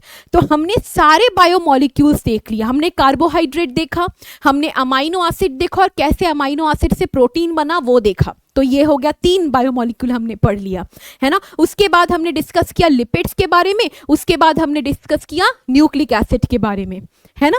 अब बात आती है आपकी प्रोटीन का ही एक और जो एग्जाम्पल है enzyme. So enzymes are basically protein, all enzymes are protein but all proteins are not enzyme, क्योंकि कुछ प्रोटीन हार्मोन होते हैं, है ना, कुछ प्रोटीन आपके वही कोलाजेन है, ग्राउंड सब्सटेंस है, कुछ प्रोटीन आपके रिसेप्टर्स है ना, एटसेट्रा। तो these enzymes are mainly biocatalyst, क्योंकि ये किसी भी रिएक्शन को स्पीड अप करेंगे, उसकी एक्टिवेशन एनर्जी को लो करते हैं, है ना। और एंजाइम मेनली रिएक्शन को करने में हेल्प करता है, it is never consumed in the reaction. Okay, so it's a bio catalyst. ऐसे कई सारे अलग आपकी इनऑर्गेनिक कैटलिस्ट भी होता है, लेकिन इनऑर्गेनिक कैटलिस्ट की खासियत ये है कि वो heat too much of temperature में को भी विथस्टैंड कर सकता है। लेकिन क्योंकि एक बायो कैटलिस्ट है, एंजाइम किससे बना है, प्रोटीन से, ज़्यादा हीट देंगे तो वो क्या करेगा, वो जो हाइड्रोजन बॉन्ड और बाकी बॉन्ड थे ना वो डीस्टेबिलाइज हो जाएगा, वो सारे बॉन्ड्स डीनेचर हो जाएंगे, टूट जाएंगे और वो एंजाइम और काम करने लायक नहीं बचेगा। तो ये एक छोटा सा डिसएडवांटेज है बीइंग अ बायो कैटलिस्ट। लेकिन हमारी बॉडी में एक पर्टिकुलर टेम्परेचर तो मेंटेन रहता है ना, 37 डिग्री सेंटीग्रेड, वो उनके लिए आइडियल है, वो आराम से काम करेगा, ठीक है। So biocatalyst made up of proteins, exception जैसे कि कुछ न्यूक्लिक एसिड है, राइबोजाइम्स, ये भी आपके एंजाइम जैसा ही काम करते हैं, लेकिन ये प्रोटीन नहीं है, न्यूक्लिक एसिड है राइबोजाइम, ठीक है। So yes, they increase the rate of biochemical reaction, जैसे कि मैंने बोला, by lowering down the activation energy। अगर हमने बिना एंजाइम के किसी भी रिएक्शन को करने की कोशिश किया तो हमारे बॉडी का जो स्टोर्ड पोटेंशियल एनर्जी है, बॉडी की जो स्टोर्ड कैलोरी एनर्जी है, उसकी यूटिलाइजेशन ज़्यादा होगी। इस एंजाइम को एक्टिवेट करने के लिए, आपके रिएक्शन को एक्टिवेट करने के लिए, किक स्टार्ट करने के लिए काफ़ी ज़्यादा एनर्जी का यूटिलाइजेशन हो जाएगा। सो this is the activation energy of the enzyme, activation energy of the reaction without an enzyme. और अगर एंजाइम प्रेजेंट है, वो आपकी बॉडी की जो स्टोर्ड पोटेंशियल एनर्जी है वो कम यूटिलाइज होती है। Now all enzymes are proteins but all proteins are not enzyme, ये तो मैंने आपको ऑलरेडी बता ही दिया है थोड़ी देर पहले, है ना। And enzymes can have primary structure भी, मैंने बोला ना, secondary structure भी उसके हो सकते हैं, but active enzymes, उसको उसकी एक्टिविटी शो करने के लिए enzyme need to have the tertiary structure, उसकी टर्शरी स्ट्रक्चर होना बहुत ज़रूरी है। And they are globular in shape, आपकी जो एंजाइम्स होती है, जो टर्शरी स्ट्रक्चर होगा वो ग्लोब्यूलर शेप का होगा, जैसे कि आप यहाँ पे देख सकते हो। अगर हम mechanism of action, mechanism of enzyme action अगर हम देखें, mechanism of action of enzyme अगर हम देखें, तो हर एक एंजाइम के पास एक एक्टिव साइट प्रेजेंट है, उस एक्टिव साइट में सबस्ट्रेट जाके बाइंड करता है और ये एंजाइम सबस्ट्रेट कॉम्प्लेक्स जो आपको यहाँ दिख रहा है ये टेम्पोररीली बनेगा। इट्स अ ट्रांजिएंट स्टेट, मतलब ये थोड़ी देर बाद, जैसे ये एंजाइम सबस्ट्रेट कॉम्प्लेक्स बनता है, थोड़ी देर बाद ये सबस्ट्रेट टूट के आपकी प्रोडक्ट्स बन जाती है। कुछ देर के लिए आपको ऑब्वियसली ये एंजाइम एंड प्रोडक्ट, मैं यहाँ पे दिखा देती हूँ आपको, थोड़ी देर के लिए ये एंजाइम, ठीक है, ये अगर एंजाइम है और ये आपकी प्रोडक्ट भी दिखती है बनी हुई, एक मिनट,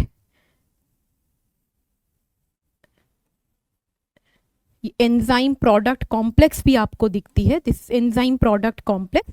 और बाद में ये एंजाइम आपकी फ्री हो जाती है, बाद में आप क्या देखोगे, द एंजाइम फ्री हो गई है, just give me a moment, this enzyme is again free and product जो है वो रिलीज हो चुका है, रिलीज ऑफ प्रोडक्ट, ठीक है। And enzyme is again free to do another reaction, एक और रिएक्शन करने के लिए वो रेडी हो चुका है। Just give me a moment, इसको थोड़ा सा ऐसे कंप्लीट कर देते हैं स्ट्रक्चर को। ये है आपकी प्रोडक्ट, ये है आपकी एंजाइम यहाँ पे, ठीक है। राइट। तो this is your enzyme product complex, यहां मैं लिख देती हूँ, this is the enzyme product complex. Right now कुछ ऐसे फैक्टर्स हैं जो एंजाइम की एक्टिविटी को क्या करते, कुछ एंजाइम की आपकी एक्टिविटी को इफेक्ट करते हैं। किस हिसाब से इफेक्ट करेंगे, उसकी एक्टिविटी कब ऑप्टिमम है, मतलब सबसे मैक्सिमम है, और कब नहीं है। इमेजिन करो हमने फैक्टर लिया है यहाँ पे टेम्परेचर। तो हाई टेम्परेचर में जनरली मैंने क्या बोला कि जो बॉन्ड्स है वो आपके टूट जाते हैं, एंजाइम के कट जाएंगे, है ना, डीनेचर हो जाएगा एंजाइम। लो टेम्परेचर में एंजाइम इनएक्टिव हो जाती है लेकिन उसके बॉन्ड्स नहीं टूटे हैं। हाई में वो एक बार डीनेचर हो गया, so there is no coming back, ठीक है। So high temperature alters the tertiary structure of the enzyme by breaking the bonds. Specially जो हाइड्रोजन बॉन्ड है वो ज्यादा वीक होती है, हीट से टूट सकती है। तो टेम्परेचर को समझने के लिए मैंने ग्राफ यहाँ पे प्लेस किया है, जहाँ पे मैंने आपके एक्स एक्सिस पे टेम्परेचर लिया है और वाई एक्सिस पे मैंने रेट ऑफ रिएक्शन या स्पीड ऑफ रिएक्शन या वेलोसिटी ऑफ रिएक्शन लिया है। दो एंजाइम को कंपेयर करके मैं बताऊंगी आपको। पहला मैंने यहाँ सलाइवरी अमाइलेज जो ग्रीन कलर से मैंने शो किया है, एंड यहाँ पे ऑरेंज कलर से मैंने टैक पॉलीमरेज एंजाइम को शो किया है एक्टिविटी।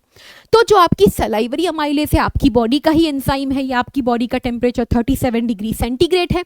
इस टेम्परेचर के अकॉर्डिंग, इस पर्टिकुलर टेम्परेचर के अकॉर्डिंग आप देखोगे कि 37 डिग्री सेंटीग्रेड में ये जो आपकी एंजाइम है सबसे ऑप्टिमम मैक्सिमम एक्टिविटी शो करेगी। जैसे जैसे टेम्परेचर बढ़ा इनकी एक्टिविटी भी लो हो जाएगी। ये होती है जब आपको बुखार आता है, तब आपको ना खाने का मन करता है, ना आपकी बॉडी प्रॉपरली फंक्शन करे, ना फूड ठीक से डाइजेस्ट हो रहा है, क्योंकि एंजाइम काम नहीं कर रहे आपके बॉडी में।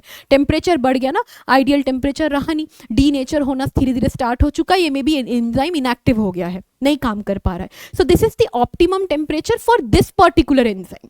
वैसे ही ये ऑरेंज कलर जो है वो रिप्रेजेंट कर रहा है आपका, ये जो ऑरेंज कलर है ये रिप्रेजेंट कर रहा है किसकी एक्टिविटी को, टैक पॉलीमरेज को।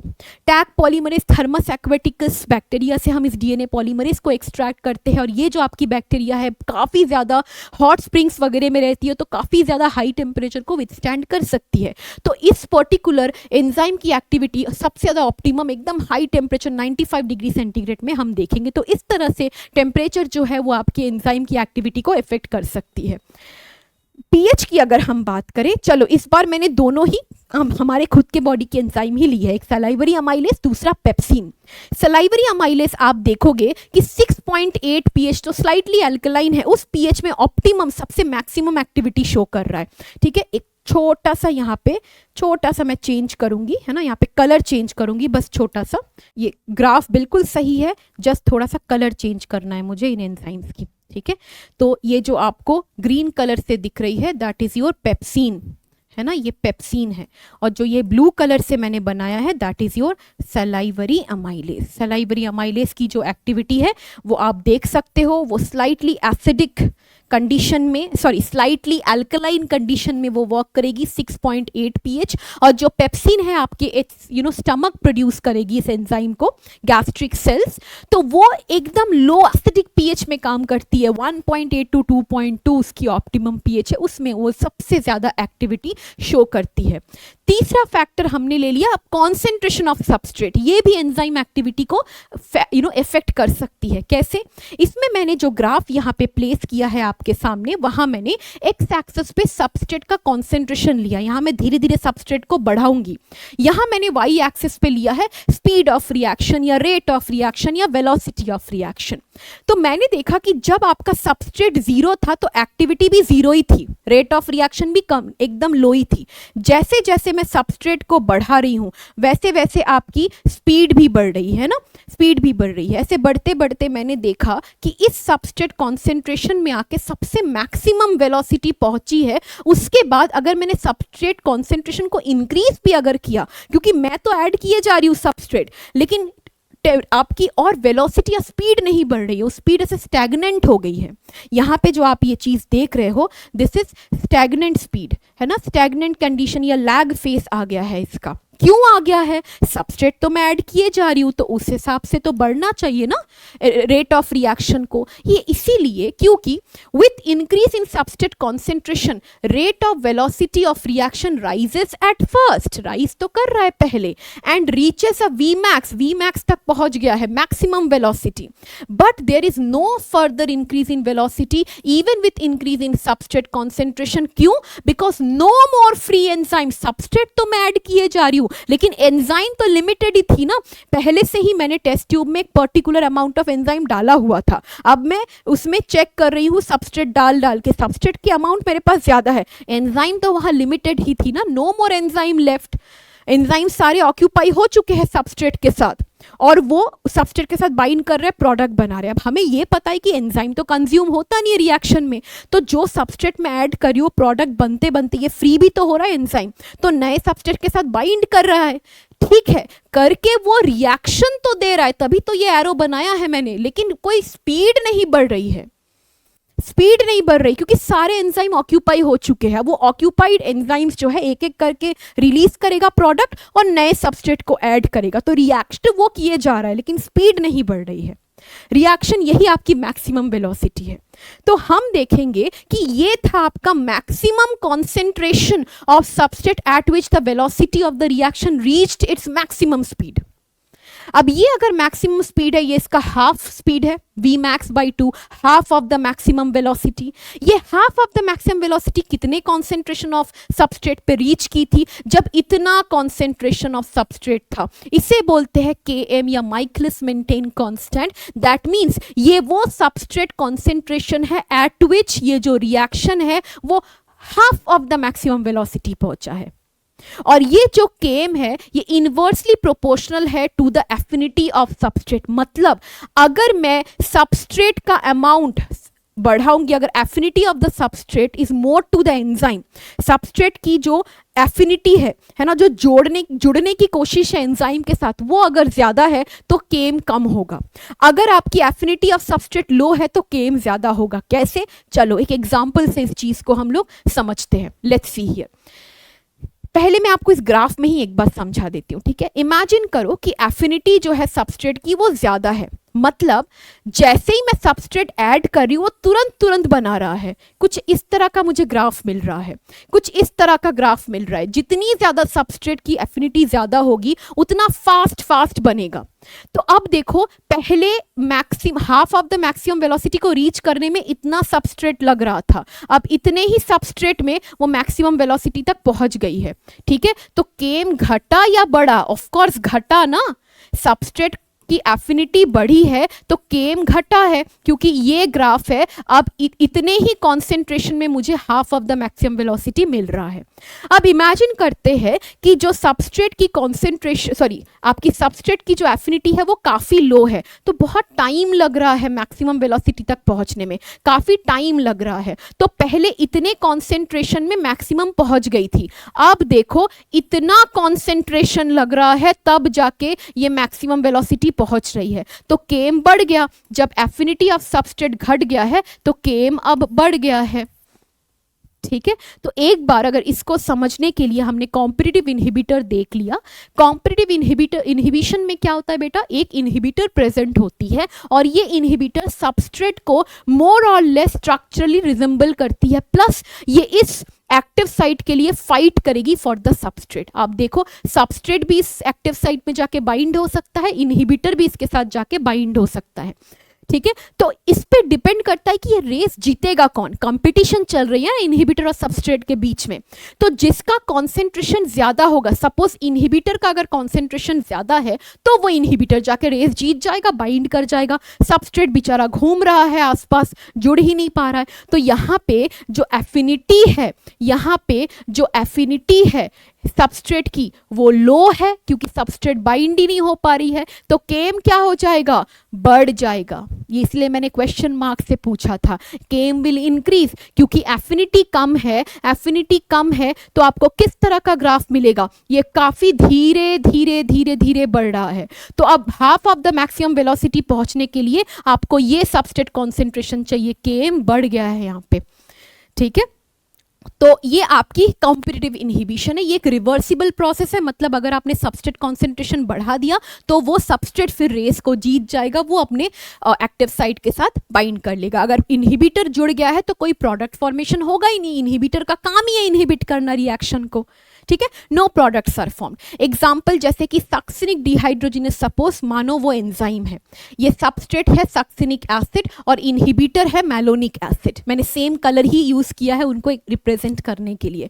तो ये मैलोनिक एसिड का अगर कॉन्सेंट्रेशन ज्यादा है, इनहिबिटर है, ये जाके सक्सिनिक डिहाइड्रोजिनेस से जुड़ जाएगा और malonic acid will bind to the succinic dehydrogenase, no product formation, no product formation. एक और एग्जाम्पल है बेटा सल्फा ड्रग्स का, आपके एनसीईआरटी में दिया है, competitive inhibitors are also used to control the growth of bacterial pathogen. How are you controlling the bacterial pathogen growth? By using sulfur drugs। ऐसी कौन सी बात है सल्फा ड्रग्स में जो आपके, ये आपकी एनसीईआरटी का ही लाइन है ना, ये जो आपकी लाइन है control the growth of bacterial pathogen, ये आपकी एनसीईआरटी लाइन है, मैंने अपने मन से नहीं लिखा है। लेकिन कौन ग्रोथ को बंद कर रहा है यहाँ पे, इनहिबिटर कौन है, सल्फा ड्रग्स है, ये हम यूज करते हैं। कैसे, ये जो सल्फा ड्रग्स है किसी भी पैथोजेनिक ग्रोथ को रोकने के लिए हम अगर इंट्रोड्यूस कर देंगे वो पैथोजन नहीं ग्रो हो पाएगी।